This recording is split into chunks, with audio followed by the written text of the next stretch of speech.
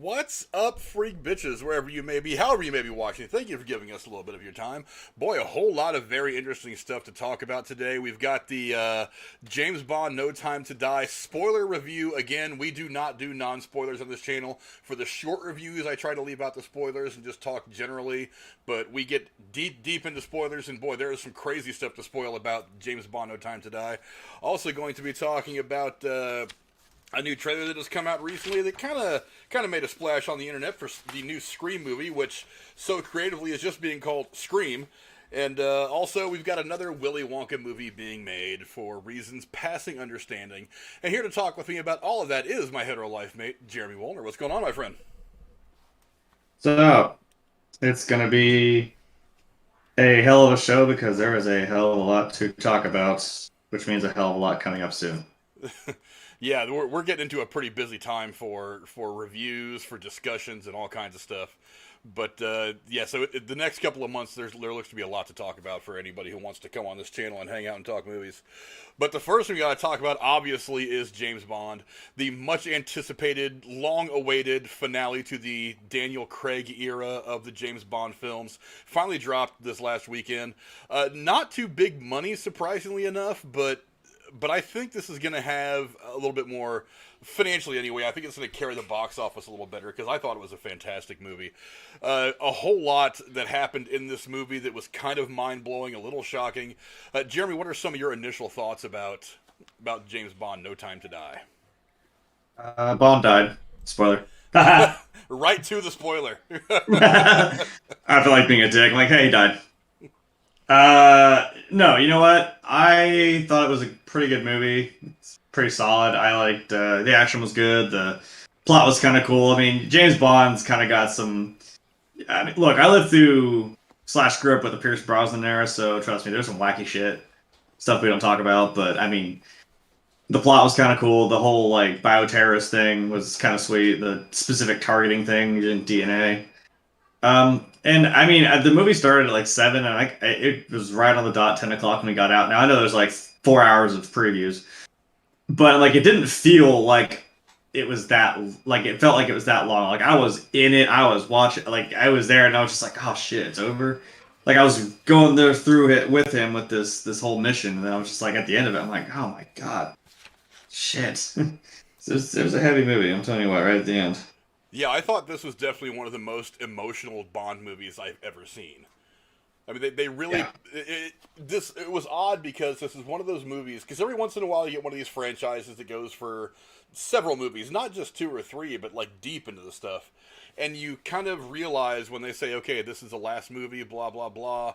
The entire movie seems to be one long goodbye, and that's kind of Mhm. what this was. Now, yeah, it was badly telegraphed. This entire movie was one long goodbye.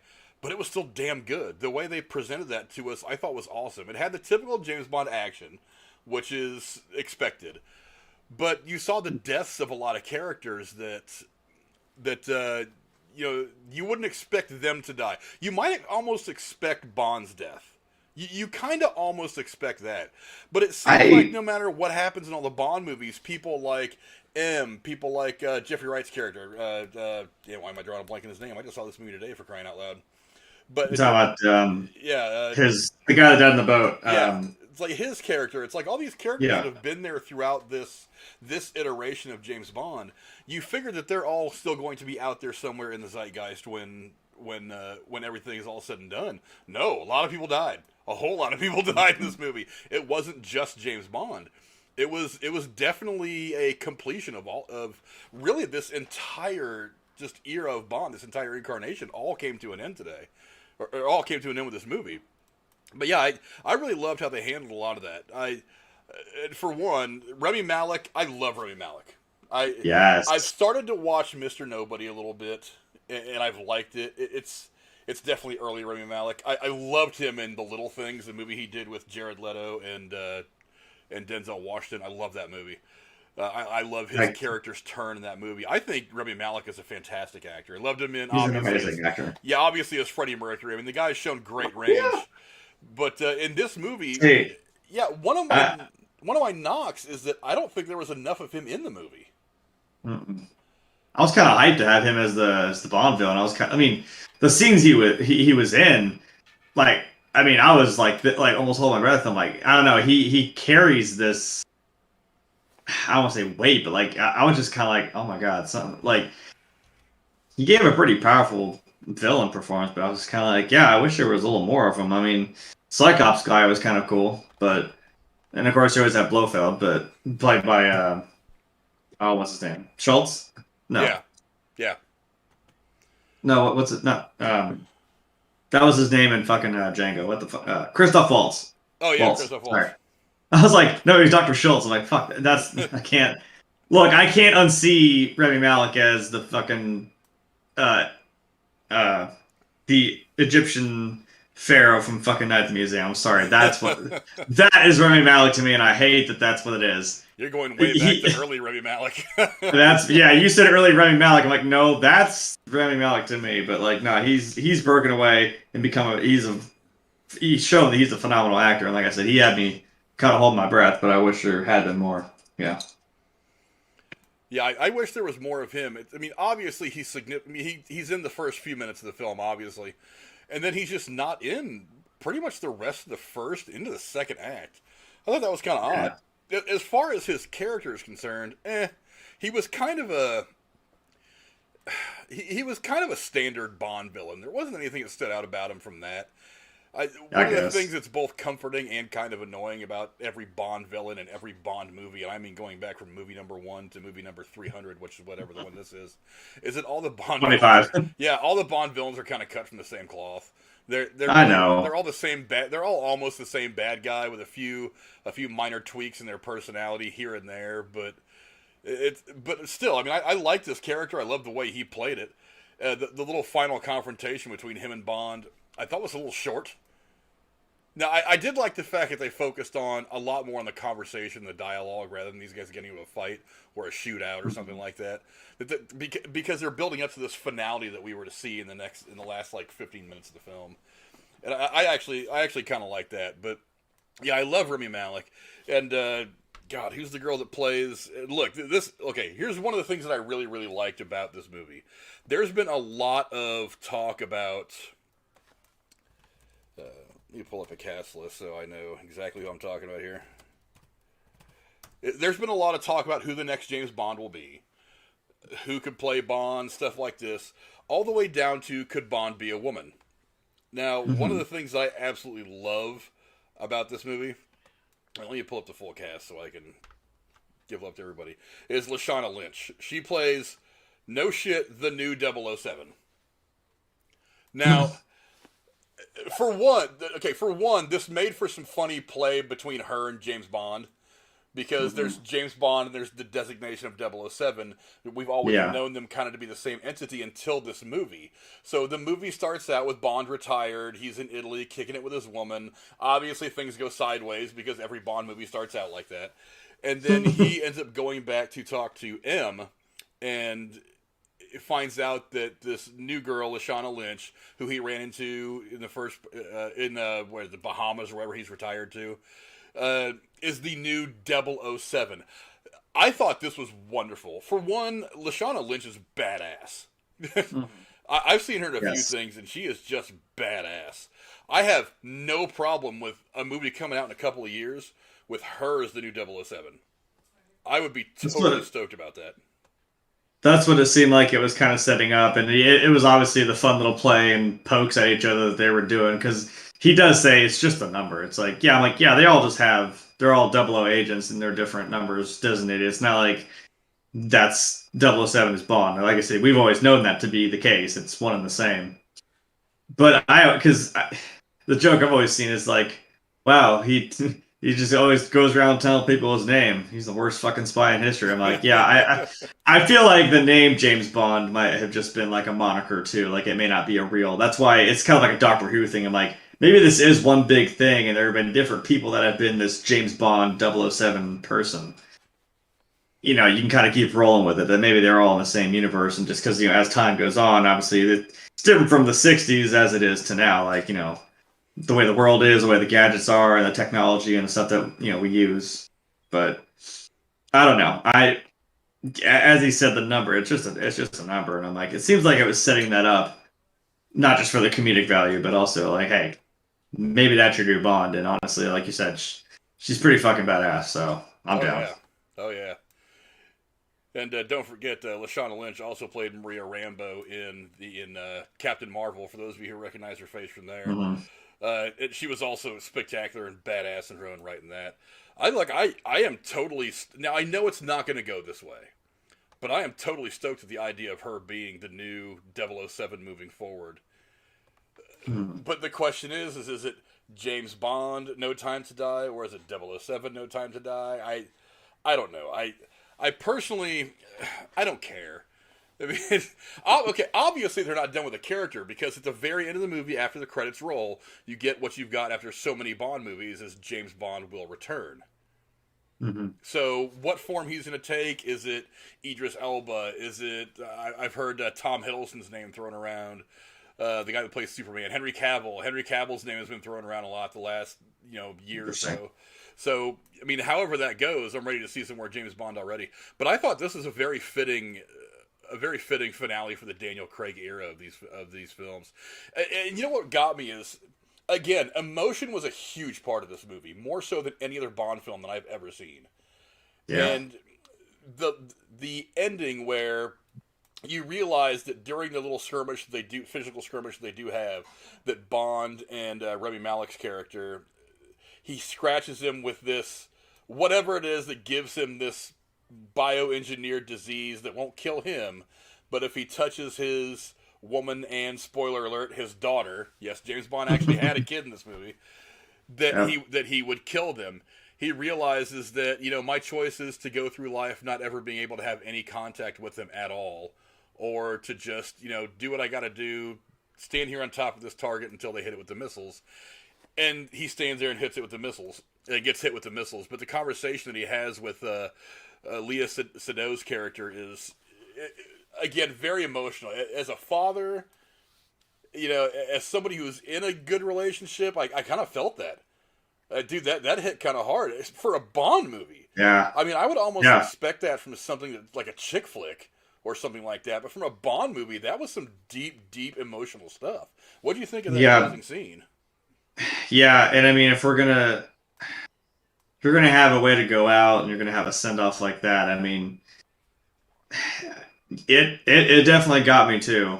It because like I think the uh what's her name? Fucking I'm just gonna call her Captain Rambo. Can she Lashana or she call her Lynch. Shauna Lynch or Commander Rambo, Commander Commander Rambo. Lynch, whatever. I don't know because she kept calling him Commander Bond. And when she's like, you're designed not to trust people. I'm like, yeah, I'm sure as a spy you're meant to suppress things. You're not really supposed to have attachments to people. You're probably supposed to lone wolf it pretty well. Other than maybe say your fellow agents or people you work with. Um, but yeah, that was definitely having that open up into some, like you said, some pretty deep emotional shit. I mean, it still hits, because the only I don't think Bond's ever had a kid. I think the only time they ever said like I don't know which Bond it was, but like Bond got married once, and I'm like, and you know what fucking happened? Immediately after that, she fucking got killed. And I'm like, yeah, he can't have good things. It's just it doesn't happen for him. It seems like, you know what I mean? And I Like, think it happened. Well, I don't know that every Bond, but I think there were one or two other Bonds that get married at one point along their particular string of movies, and it kind of always ends the same way. She I'm gets saying killed, it. or something Yeah, or something crazy happens, and she is the marriage obviously doesn't work out for one reason or another. But they put yeah. a different twist on it this time. It wasn't Hmm. just that. I mean, for one, they gave her a very interesting backstory in the opening of the movie. It's Yeah, like, because as you see Remy Malek's character walking across the snow to this house, and you're seeing the interaction of this little girl and her mother, I'm thinking to myself, is this Bond's family? And that hmm. this guy is coming to get revenge on Bond for something that he had done in the past? I kind of thought maybe that's where it was going. But when that whole Right. scene plays out and he pulls that girl out of the ice water, I was like, huh, this is an interesting way for for everything to go down. And then Yeah. and then obviously when Bond gets to the grave of his other wife that was killed 2 movies ago, I forget now. It all kind of comes Uh, together. Vesper Lind, yeah, that was like in the first movie. It's that same thing. You get this girl, and it gets all tied. You get tied up in that kind of shit, and then she's gonna end up fucking dying. It sucks. I Yeah. remember Vesper Lynn. It was not a fun time. It also hit me hard because I'm like, it said 2006. I'm like, oh my fucking god, it's when that came out. I was starting high school when this first fucking movie came out. It's like we've been doing this for a minute. Yeah. I remember going to see it. Yeah, and when he goes, because there was a purpose to that whole scene. It was all about Bond letting go of his past, being able to move on to a new life that didn't involve constant gunfights and spies and gadgetry and all that. And as he's trying to let go of this part of his past, the damn grave blows up and almost kills him. And I'm like, well, we're right back into the regular Bond shit again. Here we go. Yeah, like that whole sequence was typical Bond. It was just great. I didn't understand the moment where he's like sitting there pausing while they're like they're just unloading on his car. Obviously, he's got a bulletproof car. The guy's got bulletproof everything. But they're sitting there unloading his car, and she's looking at him. She's like, "What is going on?" And he's just like stone faced. I don't know if he was waiting for them to like get in position so he could do the way he did with the Gatling guns behind the headlights. Or if he maybe just had a moment where he just froze. I kind of wondered about that for a minute. I think it became clear as the movie went on that he was just trying to let him get set up so he could go after him with the Gatling guns. But I kind of wondered. I thought it was like, because remember he kind of found out, he thought like the girl betrayed him a little bit. And he's kind of sitting there like pissed off, like, God damn it, dude! Like, because he said we didn't get to your secrets yet, so he feels like this shit came down on him because he said, why were they there? How did they know that? Who else would have known that I was here? So he was kind of just like, fuck it. You know what? He's like, I know they're not getting through this car, but because that guy was just loading that shotgun into that fucking window right by her head. And he's probably thinking like, fuck, if that glass breaks and you die, I may not even give a shit. I think he was just kind of fed up. Because she's like, dude, he's just like, all right, flip. He just fucking took them all out. I'm like, all right, here we go. I don't know. Yeah, and the whole idea of the DNA encoded virus that can go after certain people, certain races, certain families, certain whatever, isn't that like the third or fourth time this has been done in a movie? I want to say it's been done in a Bond movie before, believe it or not. It may have. I mean, bioterrorism is not necessarily a new concept or a new thing we've seen in movies and shows, but I mean, it was still kind of cool. I mean, I don't know about like specifically having an engineer to target certain, like you said, certain people, families, relations, ethnicities. That was kind of wild. I'm like, damn, that'd be fucking like you could just wherever you fucking wanted. And then as soon as I saw you're like, oh, we got a place that it was an old missile silo. I'm like, oh, they're gonna launch this shit into the fucking air. Like, okay, been down this route before, I think, but yeah. Yeah, but but again, the most significant part to me was that ending. Not only was it kind of a fitting end, because honestly, the only real way that fits for an ending for a character like this, or for a Jack Bauer or somebody like that, is that they die at the end. It almost seems like you're disrespecting the character by having them just walk off into the sunset with having won the woman, having beat the bad guy and won the day, and everything is just hunky dory, and then you just walk off. It almost seems like an insult to have it end like that for a character like this. Yeah, and even though I know it's James Bond, I was kind of like, it's James Bond, man. I'm like, he's always got this. He's got this down. Like, he'll get away. He'll get out. He'll figure it. But then as it was going on, I'm like, shit, he may not. Oh my god! And it just pulled the rug out from underneath me. I was like, fuck, dude. And I mean, Rami Malek even said when he had that little vial of that shit, and you're like, what's that? He's like, oh, it's insurance. I'm like, for fucking what? What are you doing? Like, I was like, wait, what? And he smacked that shit into his face. I'm like, oh no. Well, that's unfortunate. Fuck, changes things a bit. Yeah. It does change things a bit. And again, it's like you kind of get it. It's like you're faced with I mean, he wouldn't even been able to write him a letter. It's like, because this stuff would have been on the letter and still got to him and screwed him up. There was no way for Bond in the moment. Yeah, it was a terrible but a fitting ending. Because I'm not gonna lie, part of me wants to see him right off in the sunset with his woman and his kid, to the white picket fence and the happy retirement. But again, it's just it's like sometimes that ending doesn't fit the character. No, he still ended up saving the world, and you know what? He had to go with it because that's a hell of a choice. Like you said, well, what was he gonna do? Either way, he was not gonna win, and the best way to do it, I guess, was still to complete the mission and destroy that whole facility. But that had to admit him, him going down with the ship, I guess, as they say. So Yeah, but yeah, overall a fantastic movie. And again, let's go over the cast for just 1 second. I mean, I was gonna say, can we Daniel also? Craig obviously as James Bond has been fantastic. Rami Malek, his first chance of getting into a Bond film, I thought he was fantastic. That guy's an absolute star. Mhm. I don't know if I'm pronouncing her name right. It's Leah Seydoux, Seydoux. Seydoux. So, I know the X is. I think the X is silent in French. I'm not sure. it's kind of like a French. It is, yeah. But Lashanna Lynch, who again is brilliant. I would love to see them carry on at least for a couple of movies with her as 007 and just let her do work because she was awesome. I mean, she is every bit as badass as Daniel Craig in this movie. I don't think they're gonna do it, but I think it'd be really awesome to see them kind of explore. Maybe not as a James Bond or 007 movie. Maybe even branch her off into her own thing.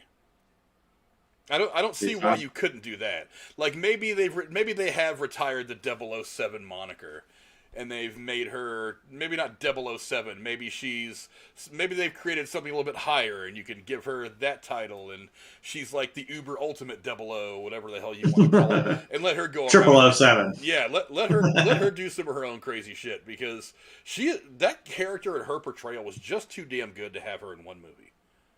I mean, I really think they should explore that a little bit more. But anyway, that's not up to me. That's I was up to gonna the say, movies. can we also fucking talk about how badass Anna de Armas was? Oh yeah. Holy shit! I mean, and Ben Whishaw as Q was fun. Naomi Harris as Miss Honeypenny. Jeffrey Wright. You'll never hear me say anything bad on Jeffrey Wright. That guy's been great in everything I've seen. Christoph Waltz in his final appearance as Blofeld. That death to me was a little uneventful. I feel like it should have been more. I mean, I get why it happened the way it happened, but I feel like his character deserved. It was just too quiet for me. It was just too simple. Yeah, I knew where it was going because he's standing there and like he's got his hand like right there on the door in the frame or the cage, and I was like, he's gonna fucking touch him and he's gonna die, isn't he? Well, Because I mean, she couldn't even do it. She just like sat there shaking, and as soon as he grabbed her wrist, I'm like, damn it, now you have it. And I'm like, well, it's probably engineered to kill him because it's still Spectre, right? The only one they didn't kill was him, so. yeah, I'm like, yeah. I don't know if he maybe. Bond seemed a little surprised. I don't know if maybe he didn't quite understand what it was about yet because he grabbed her hand and then she like smacked him away, and I was like, well, I don't think he understood that yet. So maybe it kind of was just like, oh wait, what the fuck? oh yeah, he had no idea what was going on, but yeah, I thought he deserved more. And the other thing that kind of got me about that scene is it seemed like there was a lot of focus on Bond's right hand. I mean, obviously that was the one where he had come in contact with the girl. He had the disease on him, the sickness, the virus, whatever. Oh, I'm sorry, they were nano robots. So maybe it's not even technically a virus. They were just nanobots. But it seemed like the whole time they're talking, he's all the time like this with his hand in the camera, his hand in the forefront, and I'm like, Yeah, just slap that fucking guy and get it over with because you're telegraphing this. yeah. So bad. That's what I was saying. You're telegraphing this so badly that I just kind of want the scene to be over with, despite the fact that there is some good dialogue between Christoph Waltz and Daniel Craig. I mean, despite the fact that the dialogue was good, I was just like, come on, you're showing me what you're going to do. Just do it because I'm getting tired of the waiting. Or either that or let the dialogue go a little bit longer so I can get more of this since it's pretty clear that Blofeld's about to die. But, and then obviously Ralph Fiennes as M. Ralph Fiennes again. He's a treasure. That guy's just amazing. Hell yeah. But, yeah, overall, a fantastic movie. A great ending to Daniel Craig's, run as James Bond. Honestly, I think this is my personal, so far, I think a year down the road after I've watched all of Daniel Craig's movies at least one or two more times, and I can process them all, this is my favorite Daniel Craig movie. So far. I think Casino Royale is really, really close. I think it's really, really close. And and honestly, and tomorrow, if I were to watch both these movies back to back, I might change my mind and put Casino Royale first. But this is, as I sit here right now, this is one of my favorite Daniel Craig movies, or Daniel Craig Bond movies. It was complete in almost every way. I mean, the action was Bondish. The Daniel Craig is awesome. The characters are beautifully put together and crafted. The performances were phenomenal. I honestly, as I sit here right now, and I just saw this just a few hours ago, I honestly don't think I can think of anything that was really, really wrong with the movie, with the exception of a couple of things that kind of, whatever. They're not really that big of gripes. What are some of your just final thoughts on the movie as a whole? Uh, would have liked to see more of Anna de Armas because she just kind of came in to kick ass for one scene and left. And it's like, oh, she was cool. Okay, bye. Yeah, Same with. I was like, okay, cool, we're meeting her, and she seemed kind of like, oh, awkward, like, oh my god, this is happening. Hey, this is fun, cool. And then she just wiped the fucking floor with everybody, and then I'm like, oh, all right, you're okay, yeah, job done. yeah. I kind of thought that we were gonna get more from her. Yeah, because she was in the trailers like pretty well, like a couple scenes of her kicking some ass, and I was like, all right, so because I saw Rambo and I saw fucking her, I thought, okay, so we got like two Bond girls, or is one like because like she's in a dress, I'm like, that's classic Bond girl, and you got one strapped to the fucking nines. I'm like, all right, so is she like one of the agents? And I'm like, oh, this ought to be cool, and then nothing. I don't know. Yeah, It's like I said, there was nothing really like that stood out that was just like bad or anything that I had any gripes with. I mean, it had me on the edge of my fucking seat, and yeah, that red pull at the end, and it's just all that emotion just came down on me a little bit. So, because then I wonder what's gonna happen with the kid and all that. That's my other send off is like what happens with the kid. Yeah, Because she's like, I'm gonna tell you a story. I'm like, huh? I want to hear the story. yeah. Again, the emotional level of this movie was so much higher than any other Bond movie. I think it just I think they were trying to find a way to kick it up to another level, because as entertaining as Bond movies always are, there is kind of a formulaic tone that they take, and they do become a little transparent at times. But they were probably sitting back and saying to themselves, "We've got to make this good Bond, but at the same time, we need to give it another dimension or another ingredient that sets it aside from everything else, because this is the last Daniel Craig.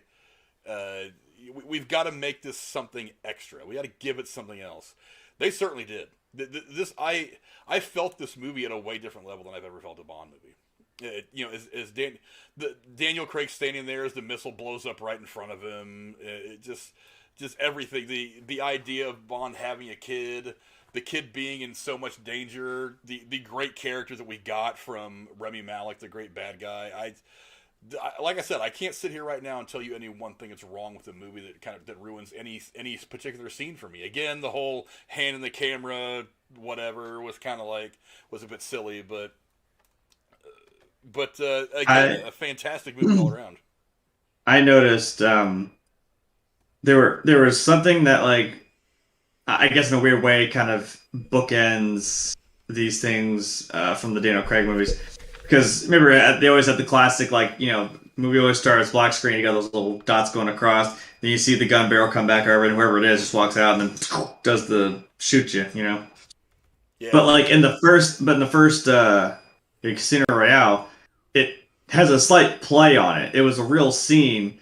Like that guy goes to get up, and then you see him turn and do the fucking thing, and then it boom, right into the the classic thing we see, and I'm like, oh, that's cool, and it sets off the movie.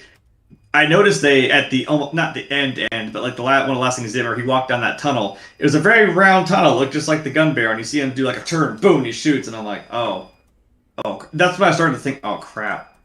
I'm like, wait, why would you do that? That's like a classic, and it's at the end. It's a classic thing for Bond to do. I'm like, oh shit, that might be the little send off there, Yeah. There's just something I noticed stylistically. I noticed that like. That's in his whole little run there. I'm like, it starts off with boom that, and then it ends with that same similar kind of thing that we see. Yeah, but definitely a fantastic movie from start to finish. I can't complain about any of it. It's great. It's a great Bond movie. Look, whatever they decide to do with Bond from here on out, I mean, they've actually set a pretty hard standard for themselves. I mean, do you think Yeah, because again, this Bond movie took it to another level, and I think maybe from now on, people are going to be anticipating and wanting a little bit more of an emotional element to James Bond. yeah, because I mean, maybe not. Yeah, I guess on that front, now that that's been instilled into these movies, I mean, this series has been going on since what, the mid early '60s, Early '60s or something like that. Yeah. early '60s. So I mean, like, how do you do? I mean, you got to keep stepping it up, or you got to get something new, something different, or something. You got to have like a standout villain or something that's just wild, or I don't know. Yeah, and now I don't know how long this. Like I said, it's been 60 plus years, 50 some years since it's Bond, the 25 films. So I mean, yeah, where do you go from here? I have no idea. Well, I did.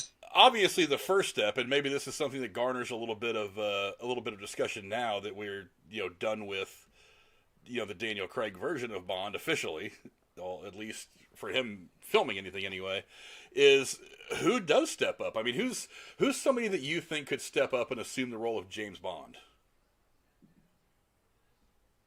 See, because like I would also say, uh, Commander Brambo. I'm just gonna keep calling her that. But I'm like that assumes a continuation of this Bond, this like world. So I'm like, it never seems to do that, right? It's like, hey, here's Sean Connery, here's George Lazenby, here's Roger Moore, here's Timothy Dalton, here's Pierce Brosnan, and I'm like, okay, they seem to be in their own little bubble. I'm like, if you mean like someone completely, like we're gonna have a new Bond, a new whole world of it. I mean, I don't know. I hmm.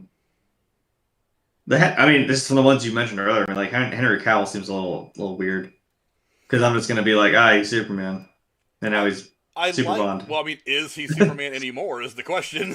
Because that's a question that's been floating around for 2 or 3 years now, and we don't feel like we're any closer to that question.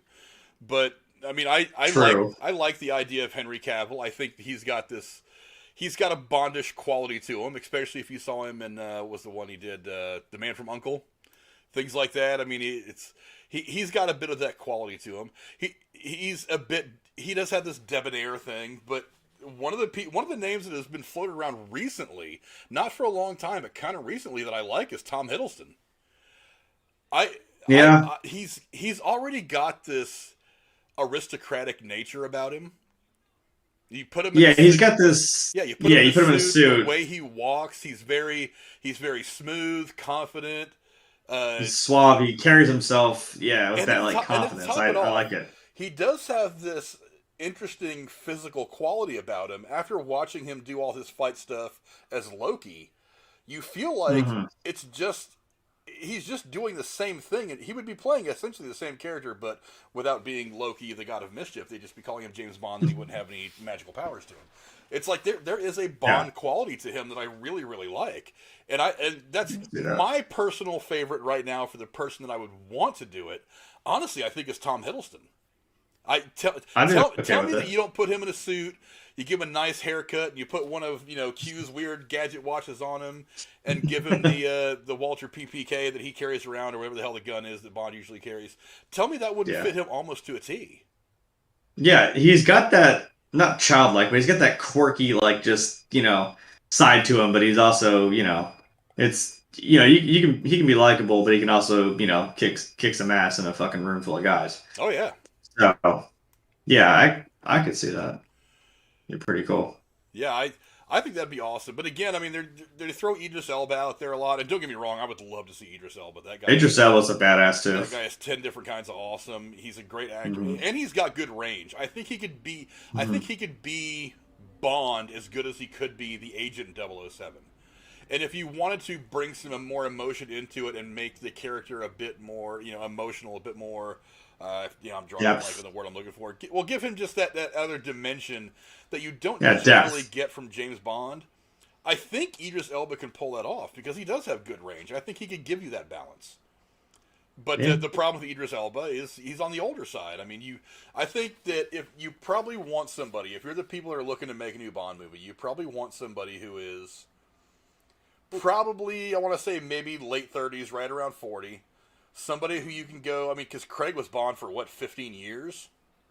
Yeah, something like that. So somebody that, Actually, Idris Elba is actually right now younger than, well, not by much, but younger than Daniel Craig. Because I looked it up, I was like, how fucking old is Daniel Craig?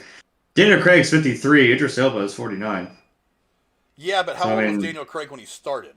I know. I'm saying they're not far off right now. Like I say, Craig's been Bond for 15 years. Since like 2006 or Yeah, some so shit. Yeah. if you start Idris Elba now and go 15 years, Well, do you really I mean, want a 60-year-old Bond? I'm hey, not saying that, I look, wouldn't. if anybody can pull that off, it'd be Idris Elba. But Yeah, you want to have. but do you really want Yeah, a 15-year-old Bond or a 60-year-old Bond? I don't know. I think he could pull it off for a good trilogy if you filmed him fast enough. For one, you'd have to get him. He's a busy guy. yeah, I mean, true. I don't know if Luther's still on the air, but that show is tremendously popular. Not to mention, I mean, he's got the guy. They're just throwing movie offers at the guy right now. He's one of the hottest people in Hollywood. Everybody loves him. He's just about as big as The Rock at this point. So the question is could you get him and make those movies fast enough? But I doubt it. But I mean, again, Henry Cavill is one. I wouldn't be mad if they cast him tomorrow. He does have not quite as much as Tom Hiddleston, I think, but he does have this debonair quality to him. Like I said, you put him in a nice shiny suit and give him a great haircut, and there's some Bond to him. My problem is Bond is a more normal looking person. Henry Cavill is one gigantic muscle with legs. I mean, he's been Well, training. He's been training to be Superman. He's not in bad shape, we'll say. and Bond is not gigantic muscles on top of muscles, huge deltoids and pecs and whatever. I just visually, like I said, if they released tomorrow that they had cast him as the next James Bond, I wouldn't be mad. But visually, I don't think he matches with. I mean, think about all the Bonds we've had. Connery was not the biggest guy. Roger Moore was not the biggest guy. Timothy Dalton. Dalton wasn't the biggest. I mean, none of these guys were Pierce Brosnan. muscleheads.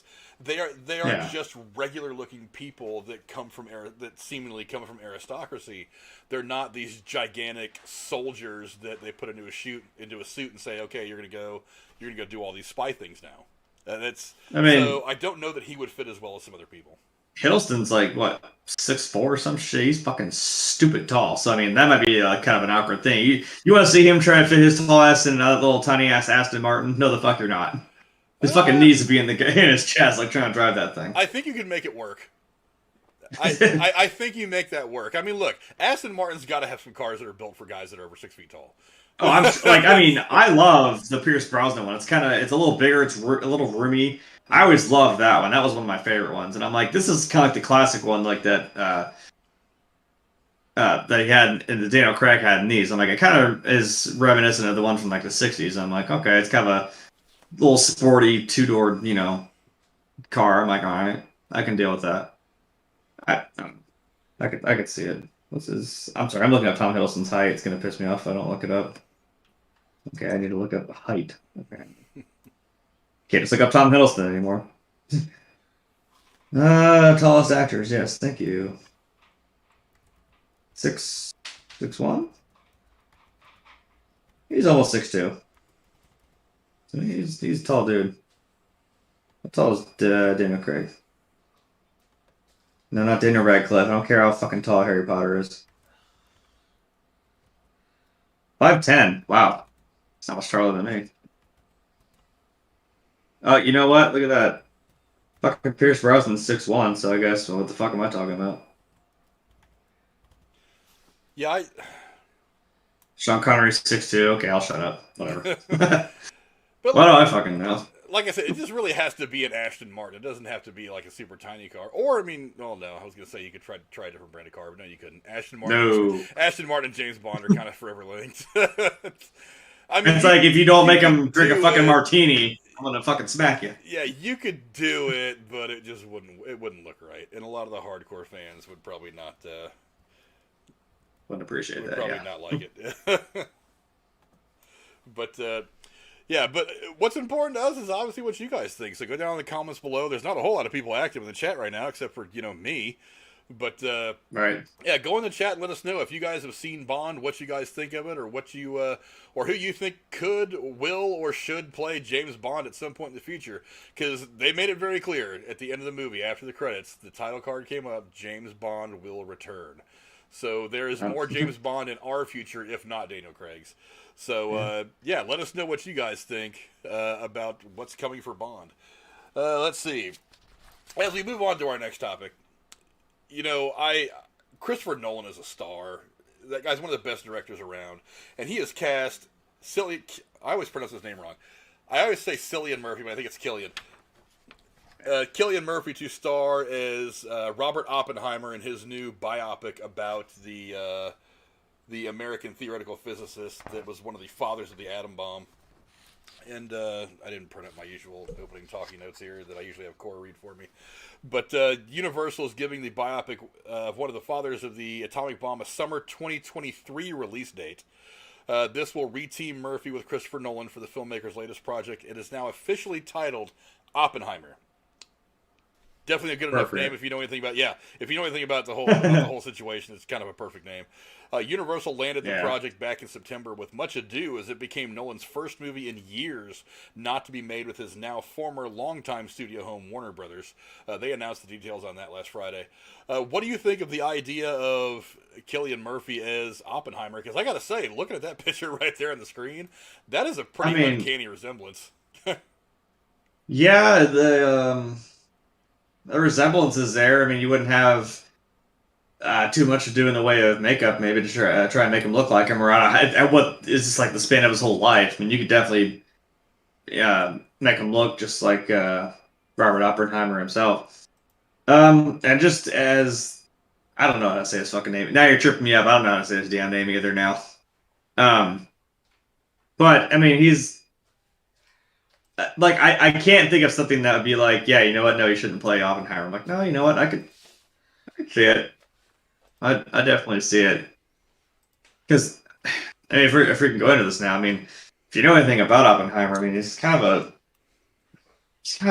a wild dude. You know, he's. If you don't know anything about Oppenheimer, read a history book. He is one of the most significant people in history. I mean, he created the atomic bomb. All the testing and everything like that happened. Yeah. You know, it was him that was one of the people that ran the Manhattan Project that gave us the atomic bomb. So, yeah. Now I become death, the destroyer of worlds. Yeah, it's an amazing story to tell. One of the things about this that was very interesting to me, as I'm trying to fix something that I screwed up in pre-production, is that. Again, for one, the resemblance is uncanny. Looking at those two right there in that pictures, it's his eyes. Yeah, the eyes are one thing, but I mean, there's this weird, scary. They're almost doppelgangers of one another. I mean, Oppenheimer's got a much skinnier face, and I think there's a lot more muscle tone to Cillian Murphy's. But the other thing that gets me is this. I mean, the story of the creation of the atomic bomb is one that's been told a whole lot of times. But they've never really gone into the story of Oppenheimer that much. I mean, we all. Yeah. I mean, it's well known that he was kind of eccentric. He was weird. It's obviously very well known if you've ever read history books what his thoughts on his creation were after it was created. He's out there the rest of his life. But yeah, you've never seen a full biopic, at least not one that got the treatment of somebody like Christopher Nolan. And the attention that his name brings to a project. You've never really had one that's come out about the man Oppenheimer. And I've always thought that was really odd. But, I mean, here we are. And I got to be honest, after seeing Dunkirk, I mean, it's obvious that Nolan loves movies like this set around the World War I, World War II era where the world was a very different place back then. So, to be able to, I mean, for him to take on this project, I'm stoked. I mean, for one, Christopher Nolan's a great director anyway. I mean, Christopher Nolan could direct a freaking Charmin commercial. I'd probably watch it over and over again 300 times. He would do it. He would do it in a way that nobody else had ever done it, and make you want to go buy Charmin. So if you're out there, Charmin, you better hire this guy to direct one of your commercials. But but yeah, I mean, the subject matter, the director, Cillian Murphy, who I think still hasn't blown up the way he should. I've watched some episodes of Yeah. Peaky Blinders, and if you haven't watched that, if you're into some British stuff, it's really, really good. I know a lot of people. I know a lot of Americans are into British stuff because it's a very different kind of entertainment. But that show has actually been I entertaining, and I really, really want to sit down and try to just watch the hell out of it. But I mean, this is a recipe for, dare I say, some Oscar shit. I mean, this is the kind of movie that no one's going to I'm throw here it for out. it. Yeah, he's going to throw it out there. He's going to kill it. Now, I don't know who else has been cast. Let me see if I can pull up some kind of another cast.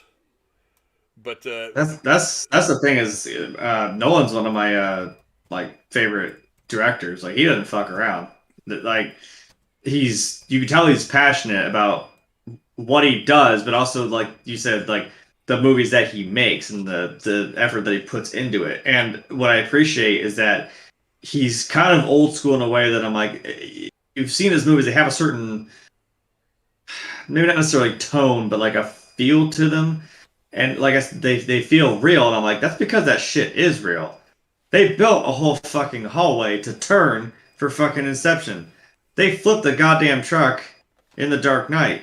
They do all this shit. They dropped an actual plane for Dark Knight Rises. You know what I mean? He's like, not that computer generated shit isn't nice or it's convenient, and you can make things that you otherwise wouldn't see in a movie. Like you could make some weird alien from another world. You could do, but the fact that he does everything practically, especially in this day and age, I appreciate the absolute hell out of that because that's to go about doing that is insane.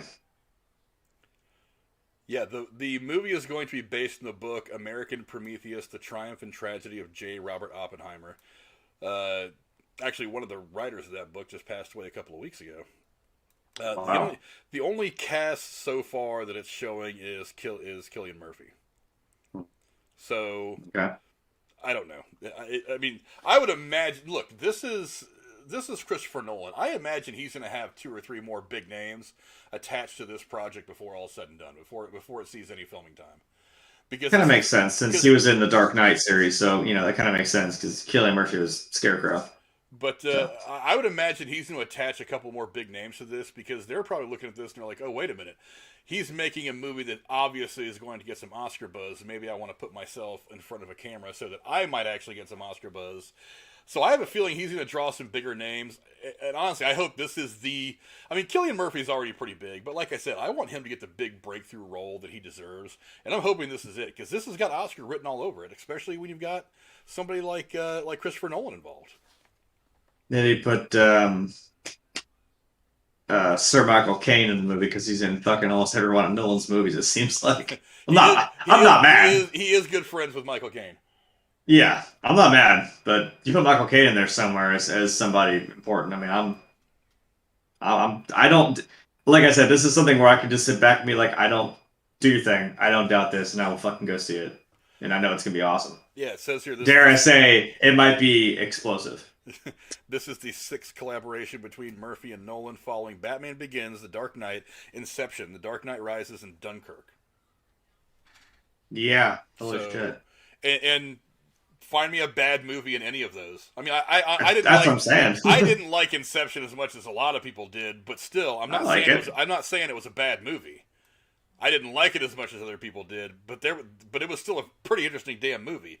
So if those are the 6 things they've put together so far, I mean, it's a matter of time before they put together something that is Oscar level. And this might be it. The Dark Knight is like that is in my absolute top 5 of all time favorite movies. Like that one's just specific. I love that movie. Yeah, I can't say enough about this. I'm ready for it. I mean, again, it's a person in history that I don't think has ever really gotten his due on screen. And No, I'm really I glad, think I'm really glad that somebody like Christopher Nolan is the one putting this movie together. I mean, not Bruckheimer. Bruckheimer does great for the actiony stuff, and he tells his stories his way. But I think Nolan, he's a different kind of storyteller. He's going to get really into the person, into the man, and make him the center point of everything that this film is about. And not, I have a feeling that this movie is not just going to, it's not going to play very much into the bomb itself. I mean, that'll probably be something significant, like late in the second act. But Yeah. I really want to see more specifically about Oppenheimer's life after the bomb. That's a big getting to the point where he tells himself that famous quote, "I have become death, the destroyer of worlds." What he sees and the process that he goes through to look at his own creation and then say, I have done something that maybe is not such a good thing. I have maybe opened Pandora's box. That to me is the most exciting thing about all of this. That it's going to be a fantastic storyteller, a great actor, probably a couple great actors. Like I said, somebody else is going to sign on to this, a big name. Because remember, Oppenheimer had a wife. Yep. I guarantee they're going to cast somebody. They're going to cast a good known name for that. And there was a lot of other people that were involved with the Manhattan Project. God, who was the colonel that ran it? Had a girl's name. God damn it! Why am I drawing a blank? I've read this shit so many times. Yeah, I know who you're talking. Trust me. I think you sent me to that. If I'm allowed to plug on the YouTube channel, hoping we get dinged for this. But there's that one about the biopics of different people in history, and I actually sat down and watched it. The one about Oppenheimer, and I was like, there was stuff that I didn't even know. Leslie that Groves. I thought was Leslie Groves, Major General Leslie Groves from the Army Corps of Engineers is actually the one that was overseeing the entire Manhattan Project. So you probably cast somebody really awesome to play him if he's going to be a significant part in the movie. So yeah, I'm really really excited about this one. I think you guys should be too.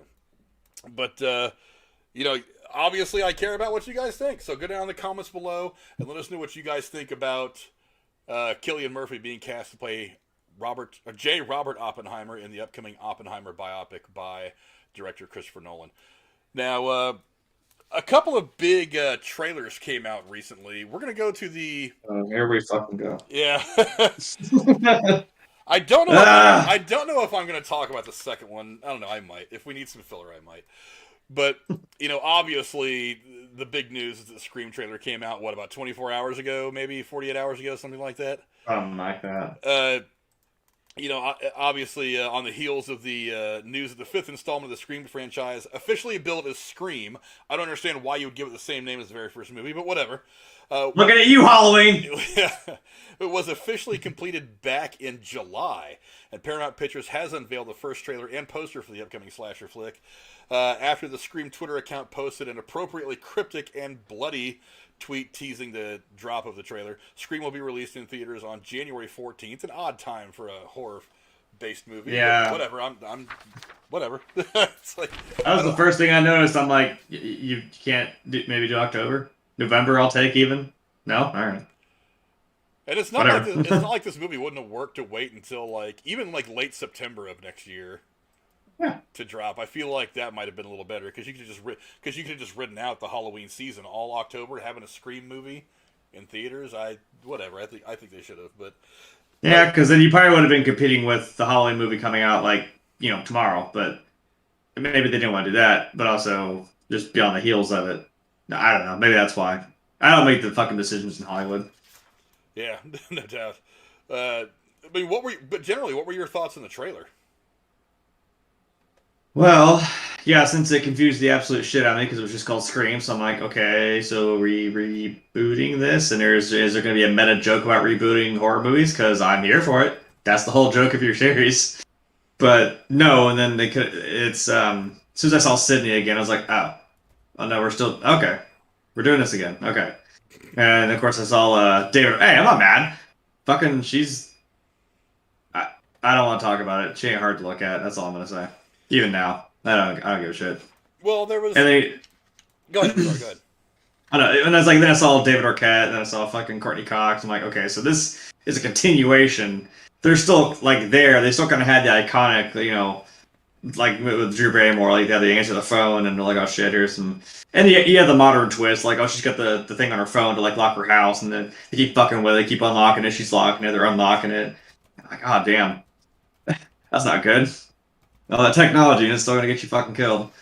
And even with whoever the Ghostface is, obviously that's gonna be the big twist, is whoever the hell it is. The whole whodunit, it's anybody. Well, when Sydney walks in, he goes, Sydney's like, what an honor. I'm like, what? I did notice that, on the poster, it says it's always someone you know. So it's like, I feel like whoever of all the people that it showed in the trailer, whoever we it's killed one yet. of them.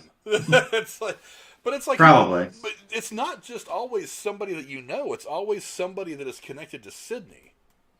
Yeah, because like you said, you seemed excited to see her. And I'm Whatever the hell it was. trying to think about who's even left that's connected to her. That's what I'm saying. I mean, the only person that I think has never their location has never really been explained after they were in the first movie is her dad. But I'm thinking to myself, what's a logical plot point you can throw out there that makes her dad the killer?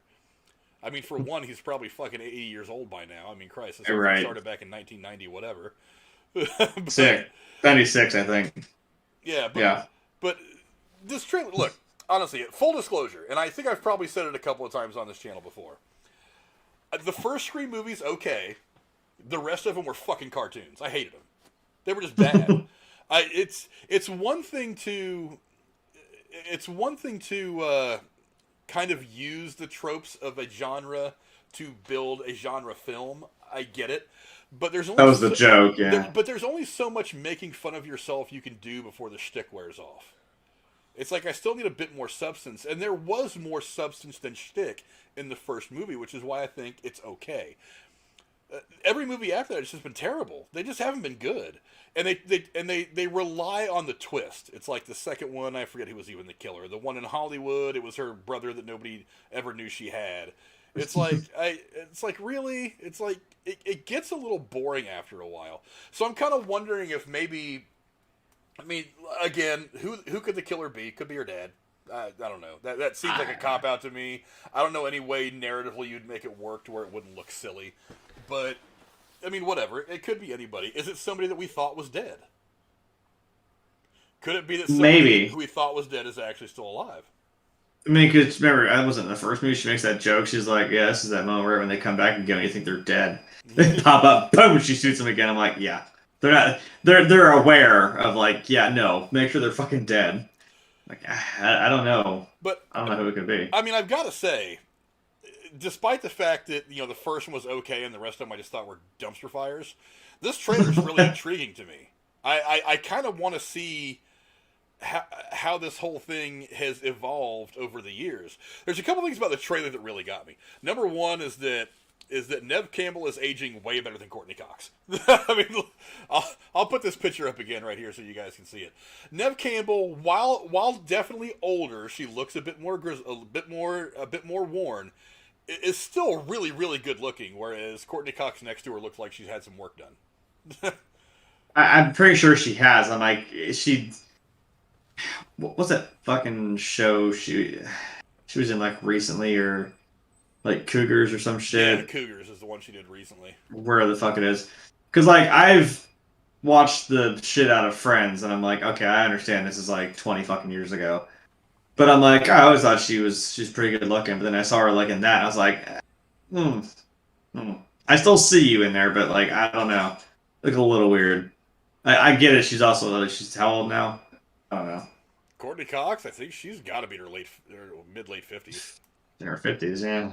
I don't know how old fucking Sydney is. She's 30s, probably maybe 45-ish. Is she really? Yeah, you know what? I guess maybe. How old is Neve Campbell? You have to look this up real quick. I don't know. But yeah, like I said, she's still looking pretty good.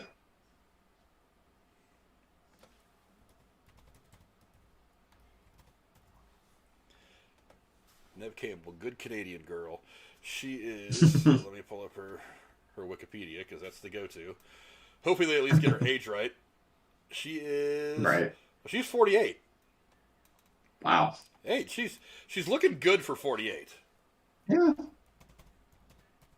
Compared to Courtney Cox, who is a musician. Yeah, she's definitely in her fucking 50s. She is. Oh, I had it and it moved. 57. So she's pushing 60. Woo! Now, I mean, she looks. Now that's pretty good for 60, though. Yeah, but she's had work done. Where I feel like I look at Neve Campbell and she's aging naturally, and still looks good. But yeah, whatever.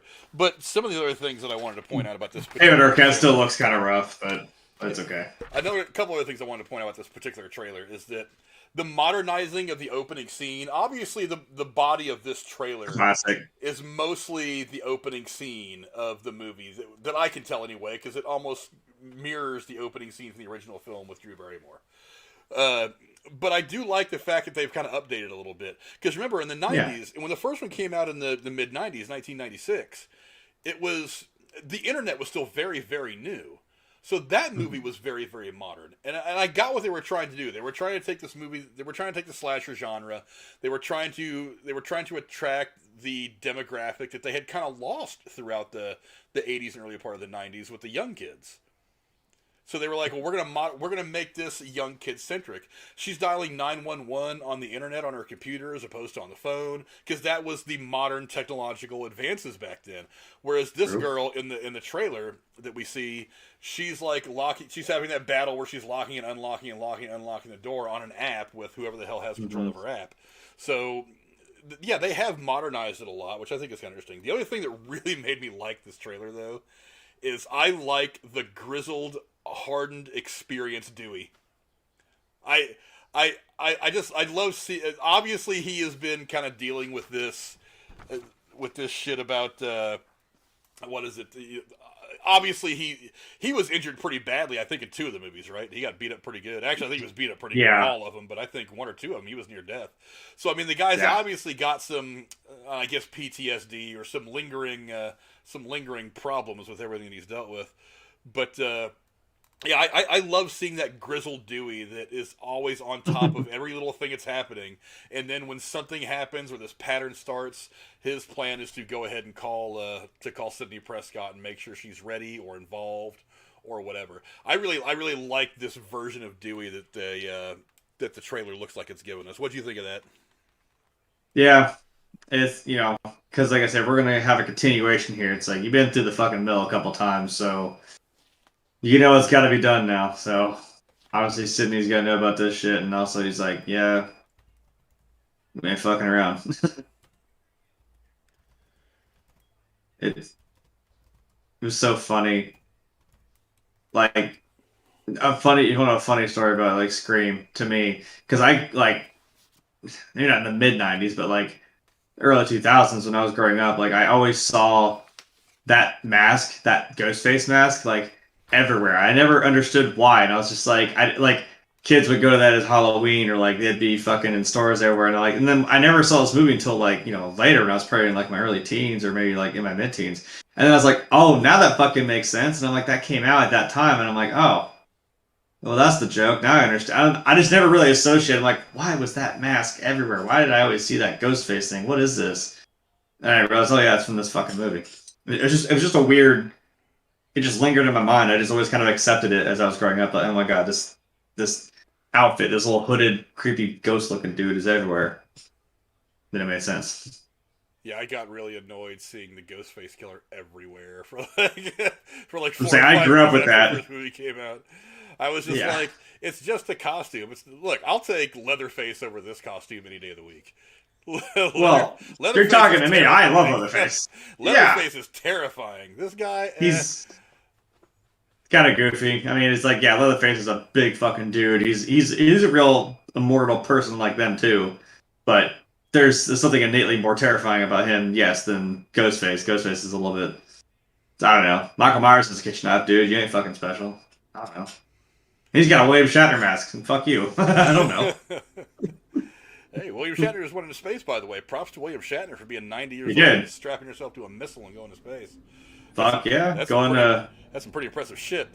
Boldly going where no one's gone before, or whatever that fucking shit is. Or a few people have gone before. Well, yeah. A few people I didn't watch Star Trek before him, but Yeah. Yeah, but I mean, like I said, I liked the first Scream movie from the mid-90s. The rest of them I just thought were just train wrecks. They just weren't good at all. But this one's got me a little bit intrigued. I mean, the release date is a little weird. Like mid-January is odd for a horror movie. It's like I feel like horror movies should either release in the summer during the blockbuster months because because they're horror movies. People are drawn to horror movies whether they want to admit it or not. But or it needs to be like in October to make use of the season when everybody's all into scary shit. So January is weird to me because that's the thing is up until the last few years, and really the only two movies that have managed to change this are Deadpool and Star Wars. January and February were just dead months. That was where you dropped movies that you knew weren't going to make a lot of money, but you had to put them out somewhere. So you drop them in January and February because the holiday season's over with in mid-January. You know, you're not looking at a lot of big blockbusters until you get later in the spring, when you would find the Marvel stuff, the DC stuff, the whatever Tom Cruise is doing. It's got crazy special effects and stunts, things like that. So it seems to me an odd place for them to put that movie. I don't know, but I mean, I'll go see it. Like I said, there's going to be at least one or two more good trailers that come out before this movie actually drops. Because the first trailer never really tells you anything about the story. Not that you need to know much about the story of Scream. Somebody's trying to kill Sidney Prescott. That's kind of the plot of all the movies. Yeah, that's spoiler alert. Yeah, the big thing is going to be the twist, and if who's the killer? That's kind of what I wonder.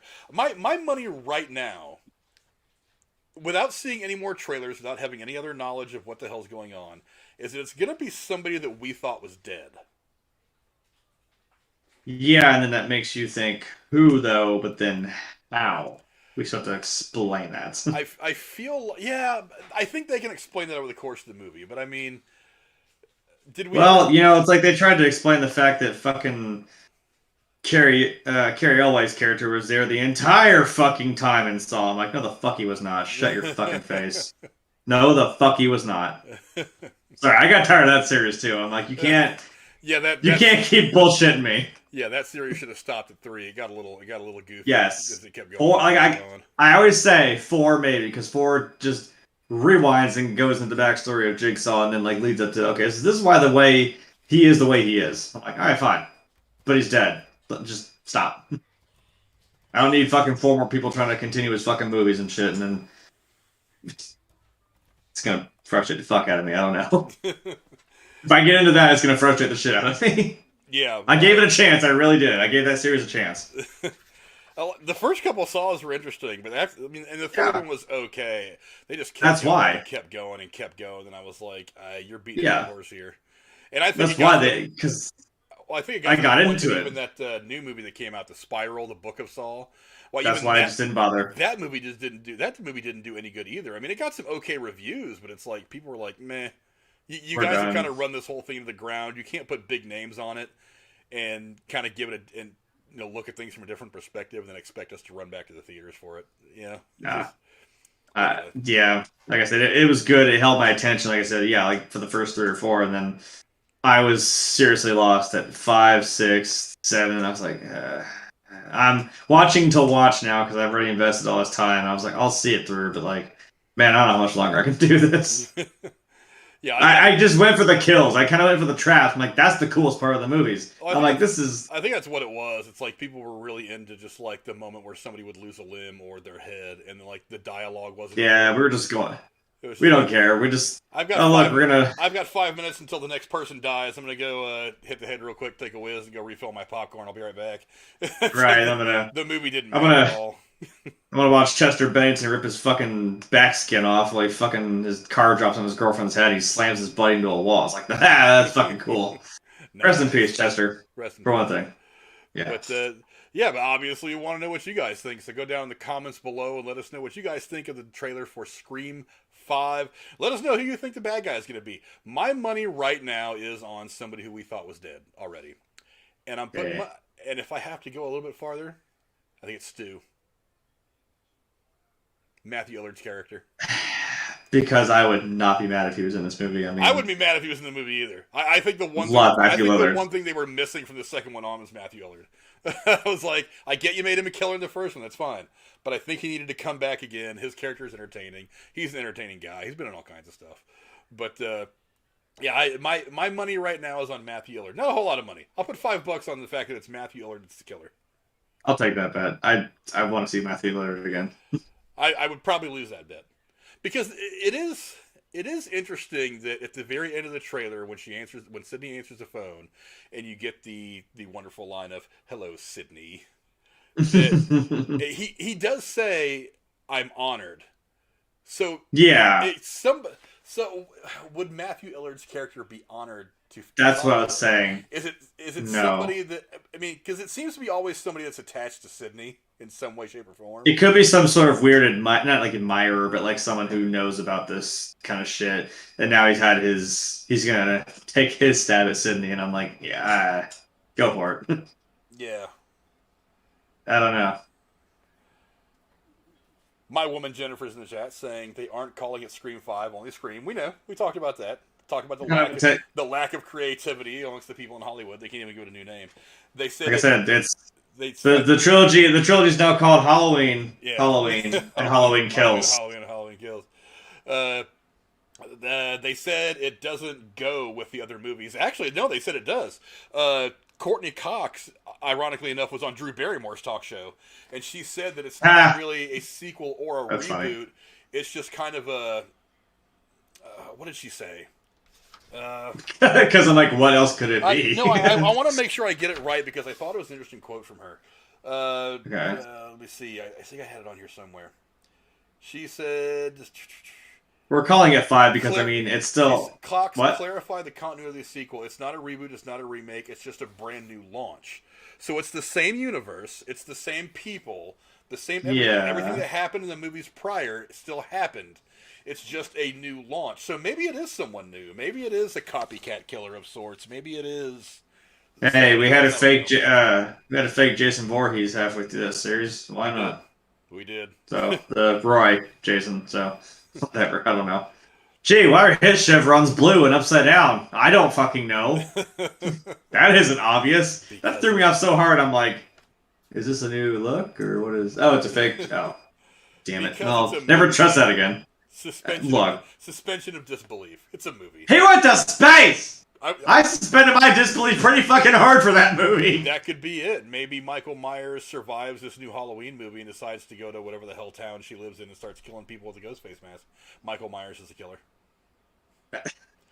Crossover. Hey, crossover. Ooh. since we have said Jason and Freddy are in the same fucking universe. It'd be the best crossover since Jason v. Freddy. Let's see. Wait a minute. Michael Myers doesn't talk, though. He does not talk. And he's also like 60 fucking years old now at this point, too. He's like 160 fucking years old at this point. I know. But, obviously we care about... But he's pure evil. He's pure evil. He's the manifestation of yes. Satan, whatever. But, obviously we want to know what you guys think. Go down the comments below. Let us know what you guys thought of the trailer. And who you think the killer might be. Before we move on real quick, Sith Negan in the chat says, do you think Hollywood will eventually reboot the Full Moon, the Puppet Master, reboot the Full Moon, the Puppet Master series, Scream 5, Ghostface, Jamie Kennedy, Randy Meeks? He knows all the horror movie rules after all. Do you mean Randy is the killer? Because that would certainly be an odd twist. I mean, because he definitely, well, I mean, we saw his body at, the third movie? Second or third? Anyway, we saw his body. I know we saw his body. So, I mean, that would be an odd twist. But, I don't think it's him. But, the Puppet Master series, that would be interesting. Jennifer said the killer is David's character. You're talking about David Arquette? That's what I was thinking, too. Like, that'd be hilarious if it was, to be honest. That would be kind of interesting. That would actually be a very interesting callback to... what was it? Not The Usual Suspects. What's the movie I'm thinking of? The one that made fun of The Usual Suspects. Why am I drawing a blank on this damn name? Oh no, it was the Scary Movie. The one the Wayans put up this movie where Dewey was actually the bad guy at the end, and he walks away and gets in the one girl's car and drives away. He played like he was disabled and stupid the whole time. He was actually one of the people that was doing this crazy stuff. That would be kind of a funny throwback to that movie of all movies. Yeah, I don't know. He thinks Jamie Kennedy Randy is going to be the killer. That's interesting. I mean, we did see his body after he was killed. You did just say it could be someone we thought wasn't dead. Just because you see a body sometimes. That's true. I mean, again, it's horror, so you have to suspend your disbelief because, again, this is a genre that puts Jason's body into 25 different pieces and sends it on a rocket to all ends of the universe, and he somehow still shows up at Crystal Lake killing kids. So, yes. whatever. I mean, whatever. Just make the movie. I'll deal with it when it comes out. That's all I can really do at this point. Yeah, Seth Rogen says Dewey and Gale as the killers. I'm like, actually, yeah, that'd be kind of fun. Yeah. My problem Team up against her. The only real problem with why? that, though, is you've already established these characters in that universe so much. Can you really make them the killers now and have it make narrative sense? You know, like, what's their motivation? That'd be the only thing I have an issue with.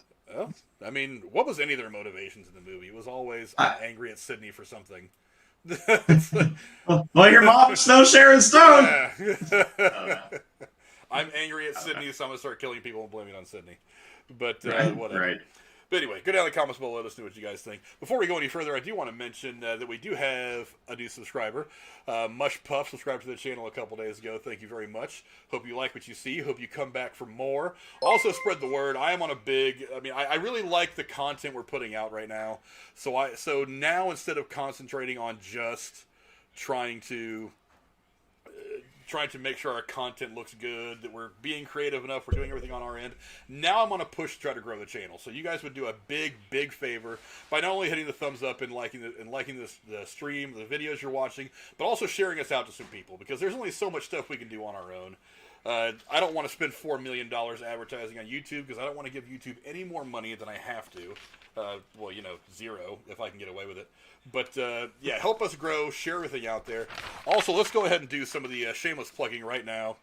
Don't forget, we do have a Discord page. On the Discord page, we have all kinds of stuff available so we can keep the movie conversations going in between streams and in between videos. All kinds of spoiler-related stuff. I'll probably even put up some non-spoiler channels too, but we break down all or most of the Marvel stuff. We come out here as soon as the movie comes out, especially the Marvel and DC stuff, and do our breakdowns of it all. And obviously the Disney Plus stuff. We did just find out that they are going to start shooting The Mandalorian again sometime in the next week or so. So me and Jeremy are very, very excited about that. That is one of our signature shows that we break down. Also, all the Disney Plus stuff that Marvel's putting up. We're breaking a lot of that stuff down episode by episode. So join us over there and do that as well. And don't forget, if you support the Patreon for just $5 a month, we are giving away $25 a month in free movie tickets. I know what you're saying. You haven't done it in about a month and a half. Trust me, I've got a plan to catch everybody up on stuff. Things got a little crazy. Everybody in my house, except for my stepdaughter, got COVID. There was a lot of catching up to do after we got through that, and it all got kind of lost in the shuffle. But in the next week or two, probably in the next week, I will be making that up to everybody who has been supporting us on Patreon. We very much love that you guys are helping us out on there. And again, this is not to help spend more money at the box office so that the movie production companies can make money. It's really to go help the people that are working at the movie theaters, the people at the concession stand, the box office. Those people have all been without jobs for most of the last year and a half. So let's go out there and let's try to give them some support if we could.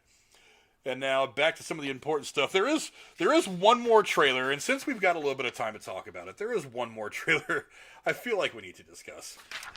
Oh boy, Disney... I am ready to start swinging. I am about to start swinging on somebody. Disney Plus released the first trailer of their Home Alone reboot, Home Sweet Home Alone. Now, that name already just pisses me off. It's a weird tongue twister, but it just trips in my mouth in a way that I don't fucking like.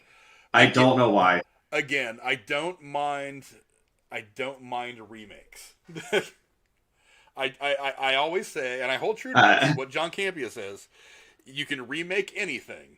If it's great, that's wonderful, because you have another version of this film that you can love and enjoy. If it sucks, no big deal. You've always got the original to go back to love and enjoy. I have a big problem with shot-for-shot remakes. And it is just blatantly clear through this entire trailer that that's all this movie is going to be. Now, I'll give this trailer a little bit. It's got the chubby British kid from Jojo Rabbit, who you can see on your screen. I didn't watch Jojo Rabbit out of principle because I didn't want to watch anything that made Hitler out to be a good guy. But even though I know it wasn't really Hitler, it was just his imaginary friend, and the kid didn't know, whatever. I couldn't do it. But it's the shot-for-shot remake, but you have the actor that played Buzz in there playing Buzz, who is now a security guard. Whatever. Why bother? Look, if you're gonna remake it, fine, but give it a bit of a different spin. Find a new young face like you did with Macaulay Culkin back in the day. I mean, do something different, modernize it a little bit, whatever. I mean, give it a different twist. Now, the one thing they did do that I actually kind of like is they made the bad guys who is Ellie Kemper and Rob Delaney. First off, I love Ellie Kemper. She is one of my celebrity crushes. She is just gorgeous. Rob Delaney is fucking hilarious. I've seen him in a lot of stuff, and he's funny as hell. And instead of just being like the Wet Bandits. Yeah, the Wet Bandits, a bunch of professional thieves. They have tweaked that a little bit, where they're a married couple that they chose to break into this house because they're on the outs or whatever. It's kind of what I get from the trailer. So, I mean, they've kind of tweaked that and give that a bit of a different dynamic. But honestly, I don't know. I don't feel like there's any surprise to this. I'm like, it's literally the same fucking thing that happened. I mean, I don't know what you're really going to do with the Home Alone movie is, crap, we forgot the kid again. Darn.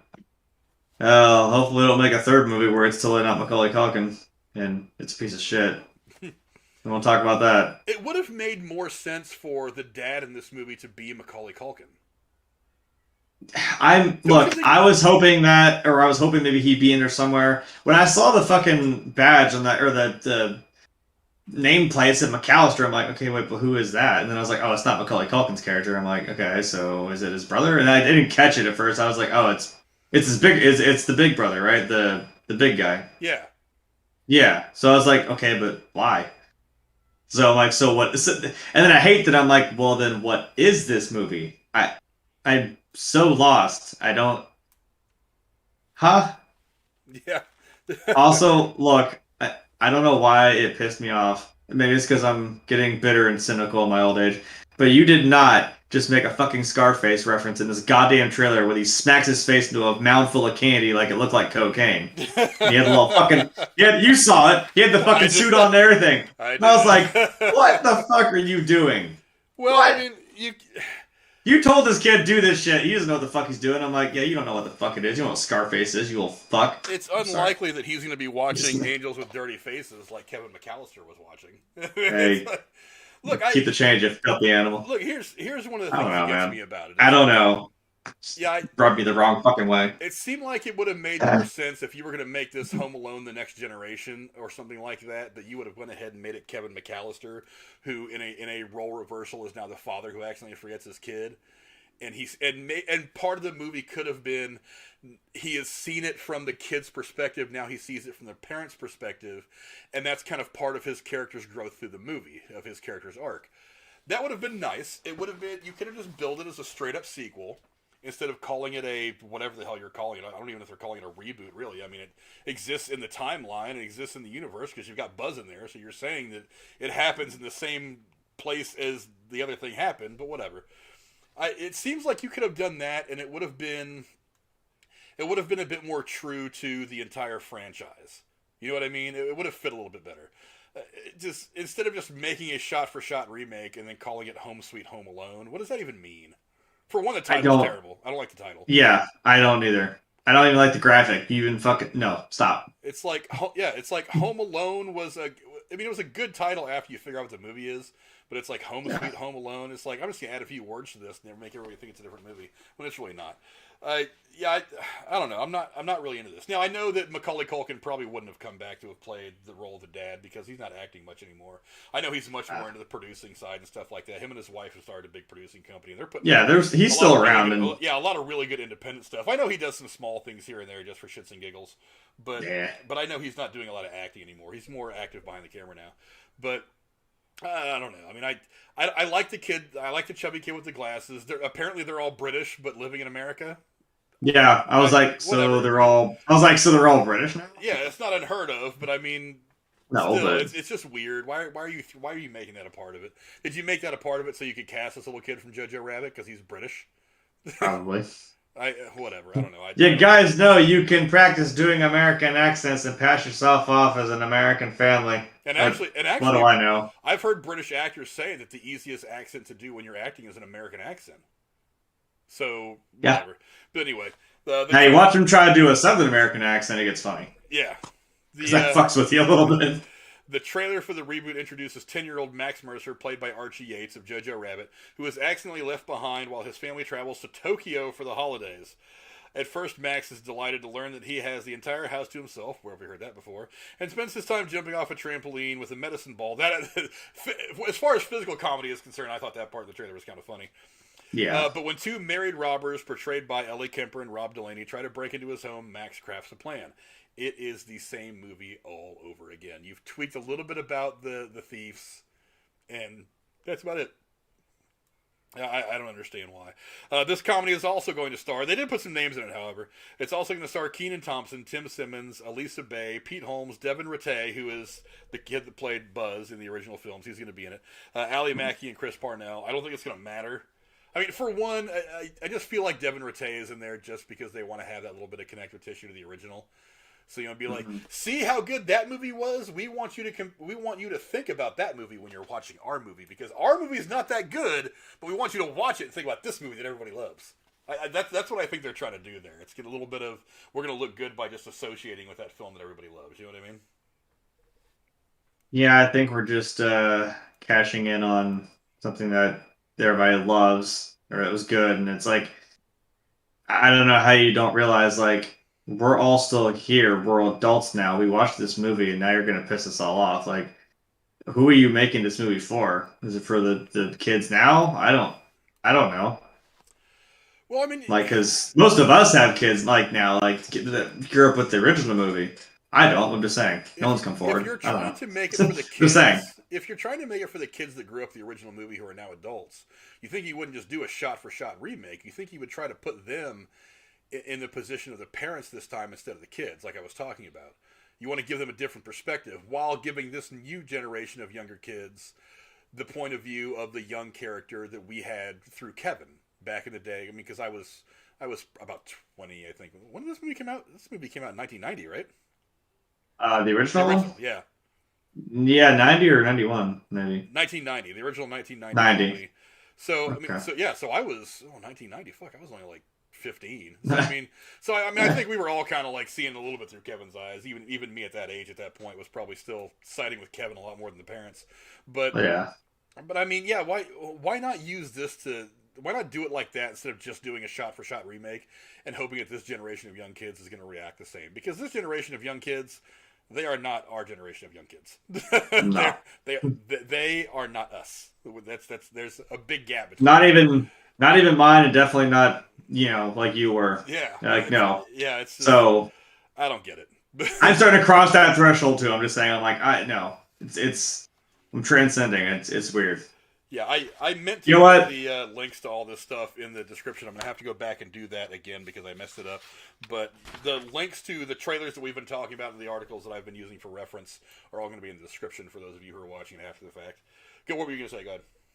I was going to say, put Donald Trump in this movie, you cowards. You won't. You won't do He it. was in the second movie.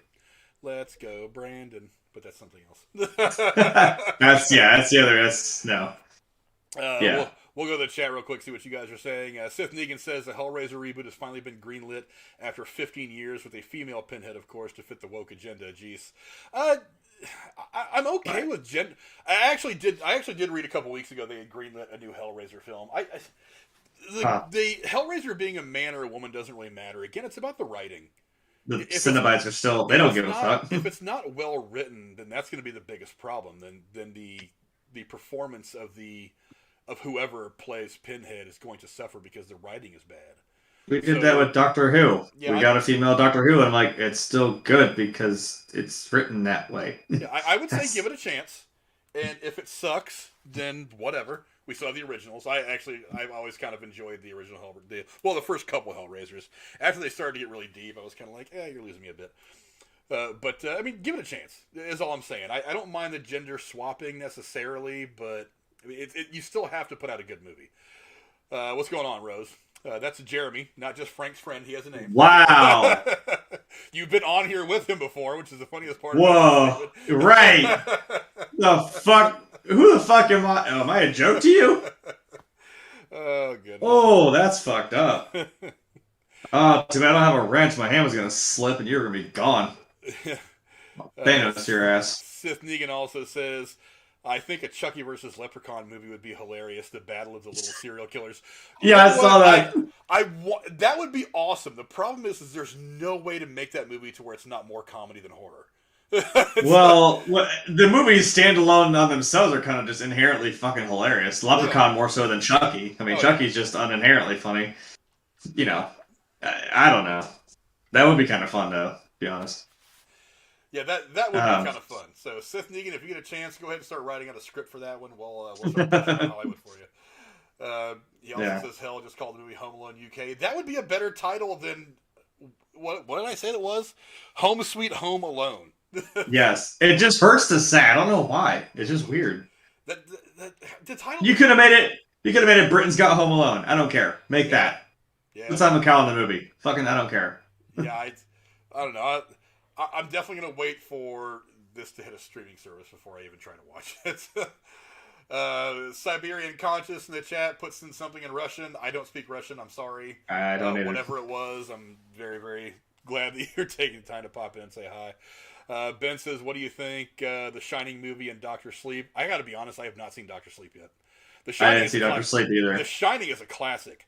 Doctor Sleep I have not gotten around to seeing yet. It came out at one of those times where I was just super busy in life and couldn't get to the theater very easily. And then, of course, COVID became a thing shortly thereafter and all that. So yeah, I definitely need to catch up and see Doctor Sleep because for one, it's got Obi-Wan in it.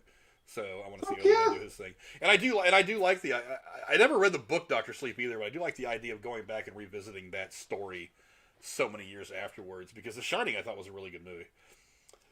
Let's see, The Rose. What up, Frank? No, Jennifer, you shut your fucking. We're not doing this. Give me a wrench, Frank. I'm about to fucking shove it up all their asses. You don't have a wrench? Haven't they wrenched you yet? I don't think so. I never really asked for one. I don't. Well, usually, I mean, Cora's taking a little bit of a break because she's doing some other stuff right now, and usually she's the one who kind of controls everything in the chat.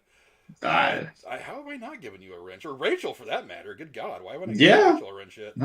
Okay, so now you're a moderator.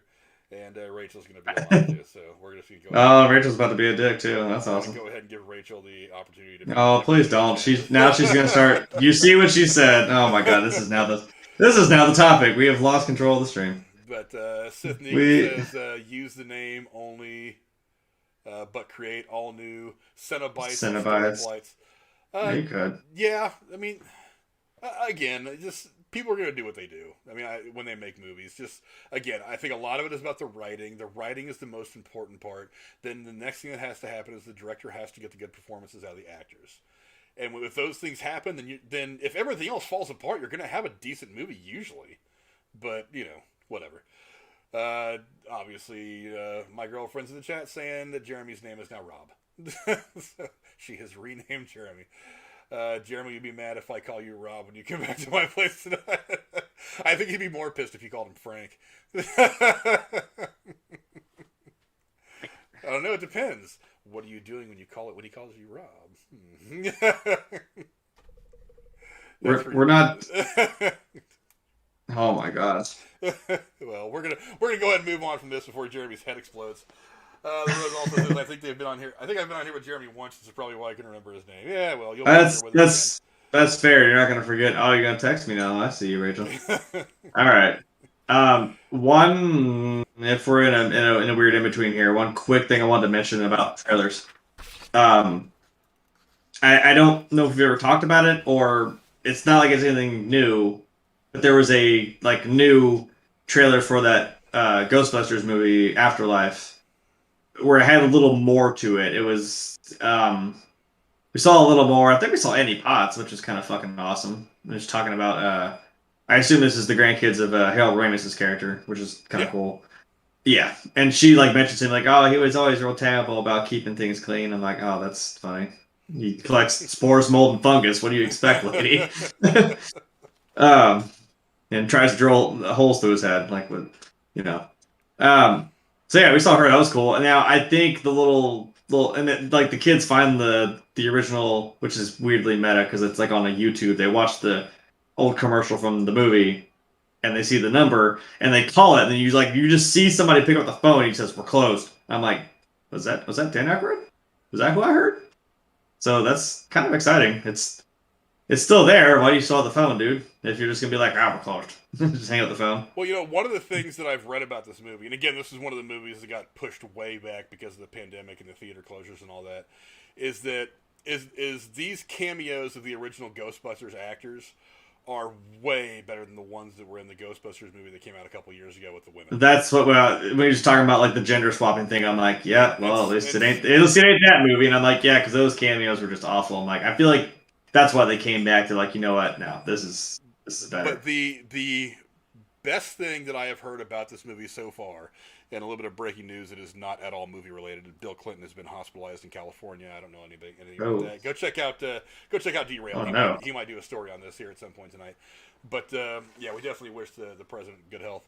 But is that on the topic of the cameos, they said that Bill Murray's cameo, and this is very, very important because one of the he is in it.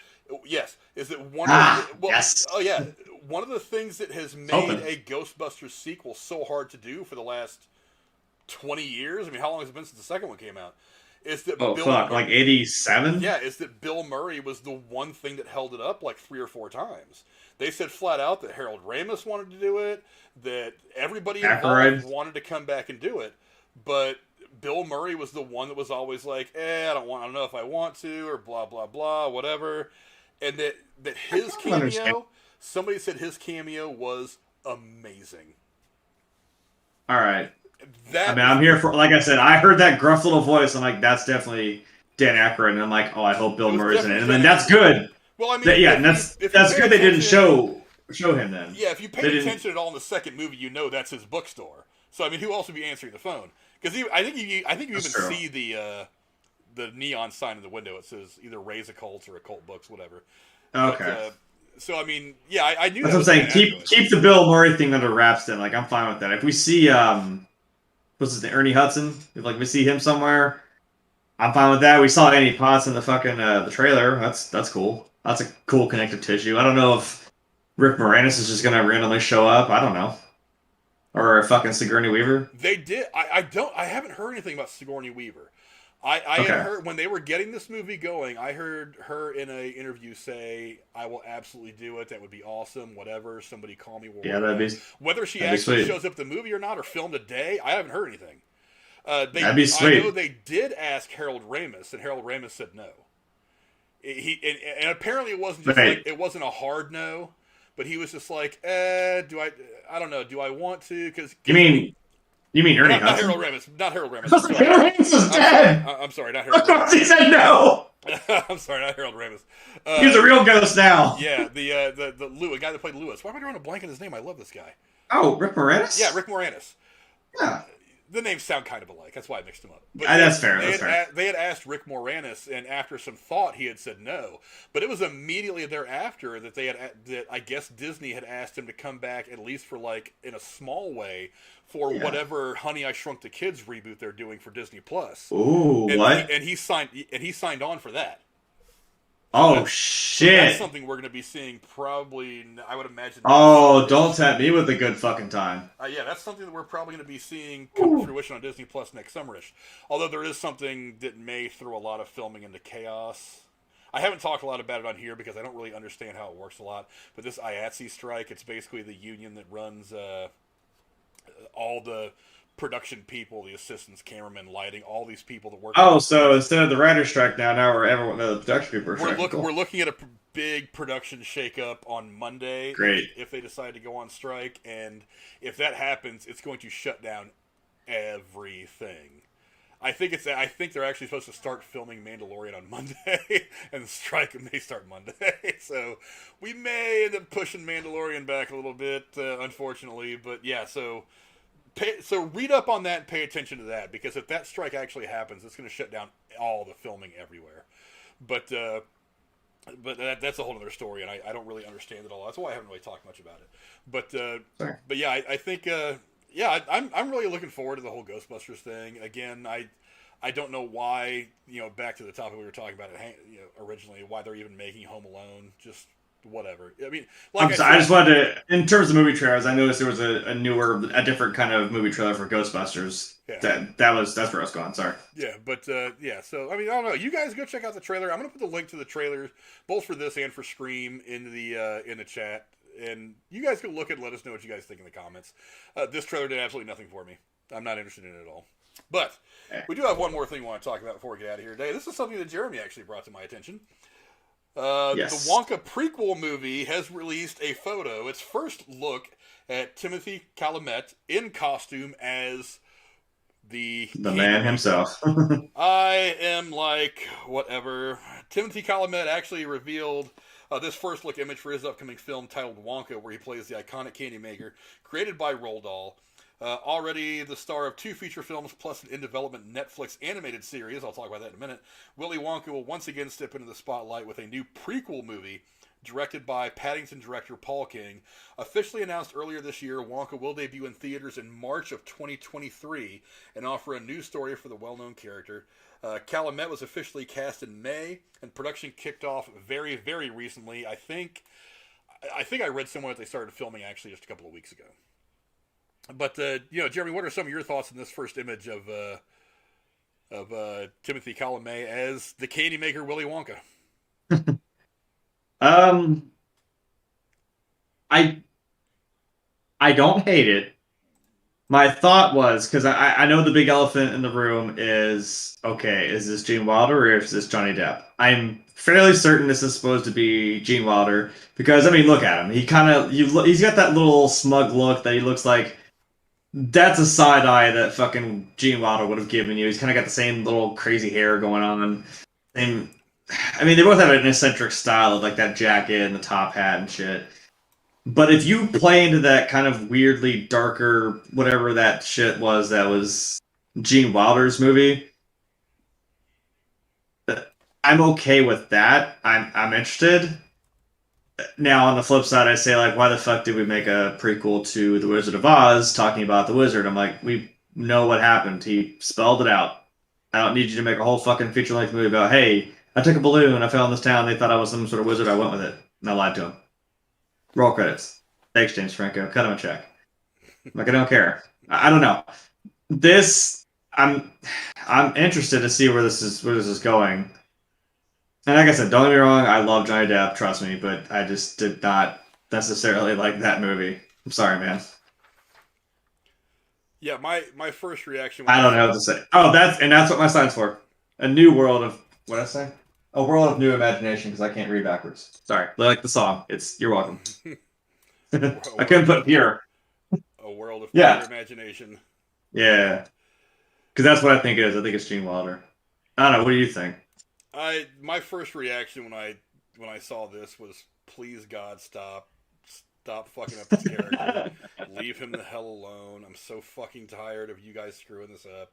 Now, in all fairness, he looks a little bit more like the Wilder Wonka than the Depp Wonka, because this is what I'm worried about. And Ms. Harsh-Truth, the guy playing like Wonka, Doctor Who. Yeah, the guy playing Wonka, his name is Timothée Chalamet. He's fairly young and up and coming. He's in the new movie Dune, which I'm actually kind of looking forward to seeing that. He's got a movie coming out called The French Dispatch. He was in Lady Bird, which was an Oscar-winning movie. Lady Bird. He was in Interstellar, The Adderall Diaries. I'm trying to think of some ones that were big names. He did have apparently a small arc in Homeland. He was in Royal Pains. I didn't know that. I used to watch the show all the time. But yeah, he's becoming quickly one of the bigger actors in Hollywood. But yeah, when I first saw him, I was like, I don't really know. He looks more like the Wilder version. There was another picture that I had seen. I wish I'd have grabbed it. That's got the camera's pulled away from him. You actually get to see him in full form, like head to toe. He looks a lot more like the Wilder version, but just the tone of this picture looks a lot more like the Johnny Depp Tim Burton version, and that was a dumpster fire. I don't know. I still think that looks like he's about to take you through that fucking tunnel of nightmares again. You know what I mean? But you see, Gene Wilder shit. But you see, that's where I think the Johnny Depp version went way off the rails. They gave him the daddy issues with all the flashbacks that were really annoying. He was basically a blithering fucking sad man for that entire movie. Whereas when you compare him to the one that we had all grown up with Gene Wilder, the movie that came out back in 1971, I believe. That guy was always a step ahead. He always knew something you didn't know. He was always ready. Nothing happened that he didn't know was going to happen. And you didn't know what the hell he was going to do next. The whole limping out there and doing the fucking front flip. The Johnny Depp version was none of that. It was a diametric opposite of that. And we loved the Gene Wilder character, so why would you give us the exact opposite of that? We are probably going to hate you. I don't understand what Johnny Depp and Tim Burton were thinking when they gave us that one. Now, you can say we were trying to give it a different spin. Yeah, you can give me that bullshit that I still don't believe that the book was actually much darker than the original movie and blah blah blah, which is bullshit because they're on camera a million times. The actors are saying that there were points in the filming where they were actually using the book as the script, but whatever. I mean, it just wasn't good. So this is my biggest fear. Number one, it's a prequel. Prequels don't have a good track record. Because you're trying to play into something that's already established. See Star Wars. I will then refer you to the sequels. Get the fuck off my prequels. They're not as bad as you think. I'm still going to defend that. See Star Wars. But why not make? And this is an interesting question. Why not make a sequel?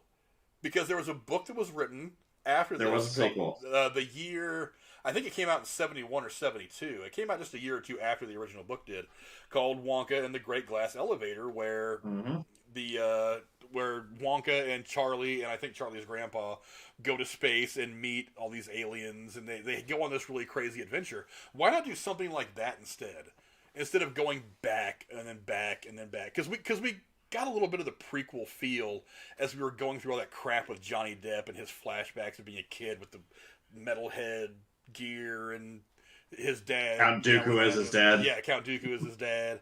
I just don't understand why you go back to a prequel. I mean, I'm not saying this movie isn't going to be awesome. I'm saying that right now confidence is low. You know what I mean? I mean, this is all we have. I'm sorry. All it was a screenshot of this dude, and I'm like, okay. But here's where the speculation's going. And I don't know, we don't have a trailer, we don't have anything else. So I'm cautiously optimistic, but I don't know. I'm not, because I'm holding out that it's probably a Gene Wilder prequel. So that's the hope I'm holding on to. Yeah, what's it a prequel to? Is it a prequel to the Gene Wilder or to the Johnny Depp? Because it's just, I don't know. I feel like if it was a prequel to the Gene Wilder, I don't know. It's got too dark of a tone. It's got a little bit too dark of a tone for me to feel like it has any connection to the original Wonka. I don't know. But it is worth noting, actually, and it was mentioned a little bit earlier in this article, that of all people, Taika Waititi is working on an animated series based on the Glass Elevator for Netflix. Nice. That I'm actually just reading that got me more excited about that than this movie. I mean, fair. But look, it's not like they haven't tried to add some stars to this. I mean, you've got Timothée Chalamet. You've also got who am I reading? Keegan-Michael Kay is going to be in it. Sally Hawkins is going to be in it. Rowan Atkinson, he's hilarious. Wow. Olivia Colman, if you're a fan of The Crown like I am, she just put up 2 fantastic seasons as Queen Elizabeth. She just won a shit ton of awards for it, too. Also, and Cora, if you're listening, Jim Carter, who plays our favorite butler on Downton Abbey, Mr. Carson, he's going to be in it as well. So it's not like they're not adding. It's not like they're not adding some names to this, but still. Now we don't know who's playing who yet. All we know right now is Timothée Chalamet is playing Willy Wonka. That's it. All these other names on here, all it says is they've been cast. It also said that it will have musical numbers. Now, whether it has musical numbers the way that the original Gene Wilder film did, or even just kind of those really crappy ones that the what is it, the fucking Tim Burton one had. Even if it's got those, whatever. I just hope they're good. I honestly would rather it not. Gonna bring in the Oompa Loompas again. Yeah, I would rather it not be a musical and just be a straight up film almost. I mean, I kind of feel like it wouldn't be a good Wonka movie without like 1 or 2 Oompa Loompa songs, but at the same time, I don't really want it to be a musical. but they said it is going to have musical numbers. I don't know. But I don't know. Any final thoughts on what we might get from Timothée Chalamet and his turn as Willy Wonka? Um, no, just fingers crossed. Just please don't. Look, like I said, I'm very cautiously optimistic, but like Again, I it's feel bad because I mean I want movies to be good. I want every movie I I go to see to know. be good. And I Yeah. and because I grew up loving this character, the Gene Wilder version of it anyway, Yeah. I want this movie to succeed. But I mean, God, it's just they've We've tried to been do it let down so once. many times before. They tried to do it once with a pretty highly acclaimed director in Tim Burton, who I think is very much hit or miss. He either makes a great movie or a terrible one.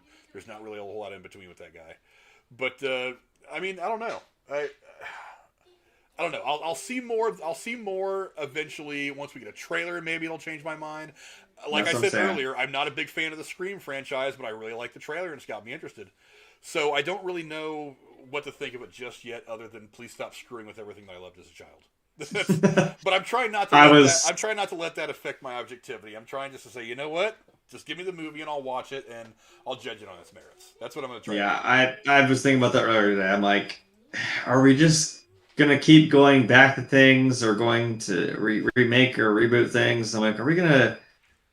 I don't know. Have we run out of shit to do? I'm I like, don't. Well, I don't think. there's not, it's not like there's no imagination in the world that you can't just make some wild off the wall shit. I mean, yeah, there's things you can compare it to or something that it's in essence of, but I'm like, it seems like a quote unquote safe. I use that word loosely now. Now I think about it. Safe way to just say like, oh hey, you know this thing you like? Hey, we're gonna, yeah, and we're all like, why? Don't do that. Stop. Yeah, I don't think it's that people aren't being creative enough. I mean, for every 10 movies that come out, 9 of them are original content.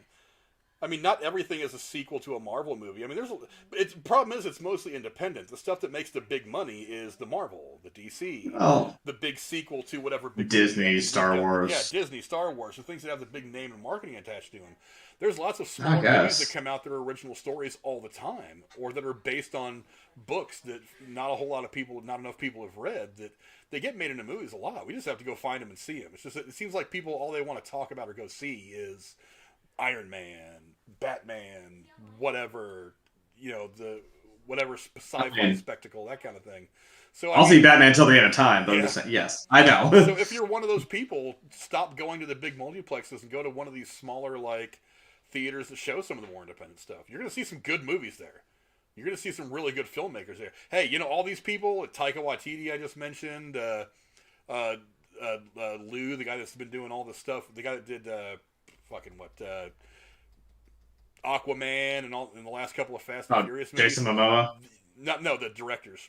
Those guys Oh, all started on independent films that they shot on budgets of bus fare, and they had to look at they had to be hold on. really really careful about how they put their movies together. So go watch some of their early stuff. Ah, You're gonna see that there's a lot shit, of where'd stuff it out go? Hold on. Eh, hold on, I've got it. Just for that reason. Look at this man right here. there. Kevin Smith, yeah, This man right here. that guy shot Clerks in black and white because he couldn't afford color film, and it became a cult movie. But I mean, that thing was not showing on 4,000 or 5,000 screens nationwide. It did not get a worldwide release when it came out. Go look Yeah, at that guy. I mean, yeah. go find your movies. Don't wait for them to be put in front of you. Go find them. That's what Like I real said, movie fans do. this dude's an inspiration to me. Tell you what, because I mean, Frank, you and I both know that when he said like, I make the movies that I wanted to see. Yep. That's why I did this. He's like, go out, make your shit. He's like, I don't care if it's bad or if it's good. Just do your thing. I'm like, I like it. Hell yeah. But yeah, go down the comments below and let us know what you guys think of this first look at Timothée Chalamet as Wonka. I mean, just aesthetically, I don't mind the look. I think it looks pretty good. Oh, I But like the look. Yeah. but I'm just tired of them fucking with my childhood, especially with this character. It's like, come on, just leave. Come on, put it together. Now, maybe they've taken a lot of time to put this character together. I mean, they've had a year and a half of not having to worry about filming almost anything to really put together some great stories. So I have a feeling the next couple of years in film is going to be pretty awesome. because they, like I said, they've had almost 2 years to really hash out what they want their stories to be. So I think we're due for a really, really good span of about 2 years where we're going to see some amazing films. Not just the blockbusters, but also some of the smaller stuff. Go see those too. I think they've spent 2 years really refining stories to actually put in front of a camera, and I think that's gonna have some great results. But again, go down in the comments below. Let us know what you guys think. And before we get out of here, we'll go down in the chat and see what some of you guys are saying. Let's see. Seth Negan said the 2016 female Ghostbusters film would have been the women being the daughters of the original Ghostbusters. Then it would have probably been a much better received movie. Maybe. Maybe. My problem wasn't the women. Their performances were good because they're all funny as hell. My problem was just the movie was not well conceived. I don't know why you would take a product like Ghostbusters and try to reboot it or revamp it or give it a new thing. I think the biggest problem is that it wasn't a straight Ghostbusters sequel. That was one of the big reasons why everybody hated it. And the fact that the look of the movie wasn't the same. It looked very, dare I say, parts of the movie to me looked like Nightmare Before Christmas came to life in downtown New York. And again, and for those of you who weren't listening 5 minutes ago, I'm not a big fan of Tim Burton. So it looked very Tim Burton-ish. And when you don't have Tim Burton directing Tim Burton-ish looking stuff, it's probably not going to work. But The Rose says, did you guys talk about the Halloween movie that's out now, Halloween Kills? That's going to be next week. That's next week. I'm actually also going to reach out to somebody else to join us on that one because I don't know if Cora's going to be available or not, but she is not a big horror person anyway, and because that's going to probably dominate the conversation, I'll probably have somebody else come in so we can talk about that one. So that one's going to be next week. Me and Jeremy were just talking before we went live that we're both making plans to go see that next week. We will be ready to talk about that. My girlfriend Jennifer was in the chat saying, who is that guy? I don't recognize him. She was talking about Timothée Chalamet. Seth Negan says nothing will ever replace the Gene Wilder original. Oh, I agree. That movie was magical in so many ways. I agree. And if you haven't, I guess you could say it was pure imagination. Yeah, what that movie? Now maybe part of it was the era that it was filmed in, because remember that movie was filmed in early 70s. It was filmed in 1970, I think early 71. It was released in 1971. So we were, as a world, in a very kind of eclectic time. There was a lot of the hippie movement, the peace, love, and whatever, a very psychedelic era of the world. So maybe that kind of had a lot to do with it. But again, it was the performances and it was the writing. You got great performances from Gene Wilder, who at that time was already a big star, and he only got bigger as he got into the 70s and 80s. The kids themselves, who a couple of them went on to some decent careers. The girl that played Veruca Salt, I think she still acts in. She's still doing shit stuff like that. So I mean, it's not like And then ironically, Peter Ostrom just became a dairy farmer. He said, "Fuck it." I think he was a horse doctor for a while, or some horse veterinarian. Yeah. He was a veterinarian. That's right. That was the only movie he ever made, was Willy Wonka and the Chocolate Factory, and that's a pretty big mark to make if that's the only time you're ever going to be in front of a camera. So, hell yeah, good on you, buddy. Good on you. Mr. Harstreet says, I like the Johnny Depp version better. The original scares me. You see, I think it was supposed to. I think the opposite. I think that, again, it was supposed to be a psychedelic kind of feeling to the first movie. Tim Burton is the one who's known for the really, really dark stuff, as Seth Negan says in the very next thing. Tim Burton always does the dark themes in all of his movies. I agree. For some of that, it works.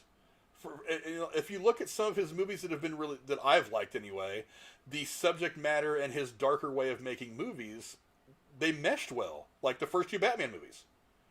First two Batman movies. I absolutely love the first two Batman movies. It's a very dark character, a very dark world, a very dark story, told in a very Gotham dark City way by a guy who does darkness well. It was a perfect combination of ingredients and the way things go to make that film. So yeah, I mean, yes, he's got a very dark. Every director has their own kind of theme. Every director has a look that they go for. David Fincher is a good example. All of his movies have a very similar kind of look and feel. Very different subjects, but they have their own kind of feel. You know a Fincher movie when you see it. Like a Bruckheimer movie. You know a Bruckheimer movie when you see it. You may not like him, but his signature is clear. So yeah. I mean, I don't have any problem with him having the dark themes, but it doesn't work for all movies, is what I think. The Rose says my camera's lagging. Yeah, I know. It's something that happens. My computer's been on for a while. Sith Negan says, I'm wondering if Disney will make Tron 3. You know, I keep hearing things that they want to. But I hear that, and a little bit of news comes out that they still want to do it, that some director's attached to it, that, what's his name? The kid that was in the movie. I forget his name. Garrett Hedlund. Garrett Hedlund still wants to do it. They want him to come back and to play it again. Whether it will actually see the light of day, I have no idea. I would imagine that right now, even if they tried to cut the budget down and do it on the cheap, that Tron 3 is a long way off because, again, pandemic screwed a lot of filming schedules. And now we've got this IATSE strike that everybody's worried about screwing things up more. So who really knows? I mean, my guess is we're probably never going to see it. Do I want to see it? Absolutely, because I actually like Tron Legacy. I thought it was a good movie, and the first Tron movie is one of my all-time favorite films ever. So I would like to see them complete the trilogy, but I don't think it's going to happen. Casey's hitting on us, trying to figure out if we're busy after the stream. Casey, I don't know what I'm doing after the stream. Yes. I'll probably eat a little more dinner. Jeremy's got plans. I might be on later, so maybe you'll see me on Casey Raw's channel tonight, playing a little bit of Fortnite, messing around on there. Link to his channel is in the description below. Go check it out so you can watch his gaming stuff. He talks a lot about gaming. He plays a lot of Fortnite and other stuff. Does his little gaming shopping things. He's got a video game collection that would make 12-year-old me pass out and my eyes melt out of my head. Sith Negan says, will we ever get a Marvel Zombies movie? No. I think the closest we're ever going to come to seeing Marvel Zombies on screen is the episode we got in What If. Unfortunately, I think that's the case. Now, I'm not saying never, but I'm saying it's like a 0.001% chance. I don't think they're ever going to do it. I don't know how, for one, I don't know how you could do it and fit it into the MCU that we have right now. And you don't really want to make a one-off because that's what DC's doing right now. I don't understand how DC thinks they're going to keep up with having, because now they're talking about making a Joker sequel. So I don't know how they're going to. I mean, these two Batman movies that we're getting, or the Flash movie that we're getting that has the multiple Batmans in it is going to be different from the Batman movie we're getting from Robert Pattinson. I don't know how they're going to shuffle 4 or 5 different universes without it being kind of chaotic and confusing for some people. And I don't think Marvel wants to get involved in any of that. Would I like to see it? Absolutely. But I don't think we're ever going to see a full-length, like, hour-and-a-half, 2-hour-long movie of Marvel Zombies. But, like I said, go back and check out the What If episode of Marvel Zombies. I think that was a pretty good telling of basically the gist of the story. But I would very much like to see it in movie form. And I'm not really into the whole zombie genre thing. You can ask Jeremy. I watched most of the first season of Walking Dead, and I couldn't get into it. All these movies that come out about zombies, they just don't really do it for me. I've watched several of them, but they just don't really do it for me. But I do think it would be interesting to see. Seth Negan also says, I just didn't like Burton turning the Penguin into an actual freak. Well, he is. I mean, I thought that was a pretty good representation of what, of the way he put his Penguin together. I thought was pretty good for the universe that he created. Now, do I like the more grounded stuff more? Yeah, I do. I really like the Penguin that we got in the TV show Gotham. That we got the Chester Cobblepot version of Penguin, not the weird guy who was raised by penguins and became a mutant. We got that version, which was also very, very good. But I mean, for the universe that he built around Batman, that him and Michael Keaton built for that character, I thought it worked really, really well. Remember, he really was going for more of a comic book look. Whereas someone like Nolan, when he was doing his Batman movies, he said he wasn't going to do Penguin or some of these other weird ones like people that are mutated, Poison Ivy and some of these ones. He's like, because he wanted his world to be more grounded. He wanted you to watch his Batman movies and think that they could exist in this world, rather than this gothic interpretation that we got from Tim Burton. But I mean, I actually kind of liked him. I thought he was pretty good. I am interested in seeing other incarnations of the character. Again, I like the one from Gotham. I thought it was very good. I'm interested to see what we're going to get. There's a new one coming out called Gotham PD. I think it's going to be coming out on HBO Max. I'm interested to see what that show is going to be about. Or maybe it's already out. I don't know. I haven't looked lately. But I know it'll be interesting. Sith Negan also writes, Johnny Depp would have made an excellent Riddler in the Nolan Batman movies. Riddler is one of the bad guys I wish Nolan would have given us. That could have been. Could have done it really well because that's someone you could ground in reality pretty well. Yeah, the problem is, well, and you know, he did his stuff way before Johnny Depp started to have his public problems. But I mean, another part of the problem is Johnny Depp he wants a certain amount of control, and I don't think Christopher Nolan is the guy that gives up a lot of control to actors. So there may have been a little bit of a personality clash between the two. Don't get me wrong. What you say there, Johnny Depp as Riddler would have been very interesting. I honestly think he would have been a better Riddler than Jim Carrey. I think Jim Carrey was a great Riddler for what they were trying to do in that universe. I just, don't think it would have been good for what Christopher Nolan was trying to do. But yeah, that would have been fairly interesting, I think. But that seems like a pretty good place to call it a night. And to let Jeremy get on to what he's got going on tonight, and let me get on to maybe being on Casey as Ross channels with him later on. I don't know. But, Jeremy, any final thoughts on anything we've talked about tonight? Nothing that we've talked about. I sent you a story for next week because we're just gonna keep on rolling these spin-offs and reboots until the fucking end of time. I saw that like a few hours before we went. I thought I don't want to bog this down because I just don't want to talk about it. Yeah, no doubt. Stick around next week. You'll know exactly what I'm talking about. You'll know exactly what we're talking about. Don't forget, next week, along with whatever story Jeremy has sent me that I haven't read yet, we're also going to be doing the review of Halloween Kills. The trailer alone looks really, really good. I'm really ready to see it. I'm really excited. And before we get out of here, where can the folks find you online? Like I was saying, you can always come abuse me on Twitter, and I actually just bought Back 4 Blood, the spiritual successor to Left 4 Dead, because I didn't know they were going to give it to PlayStation, because I thought it was only for Xbox. So I just gave that a try literally before I came here, which is why I was almost semi-late. It's fine, awesome. So it seems like a fun game you could probably stream. So I'm on Twitch. That was the longhand answer of that. Find him on Twitch. You can see his handle for everything on the internet down in the description below. It is Grim Tuesday 23. I, of course, am Frank. Thank you guys for coming around and hanging out. You can find me either on here on Thursday nights talking about all kinds of movie stuff, or over on the Derailed podcast on Sunday nights at 9 o'clock. Link to that in the description below. Also, I'm going to be redoing the description here probably before next week's show. There's a lot of really cool movie YouTubers that I think you guys should check out. Night Watch is already in the description below. You should definitely go check out his channel. Also, Sith Negan, you've been saying some really cool things about horror movies.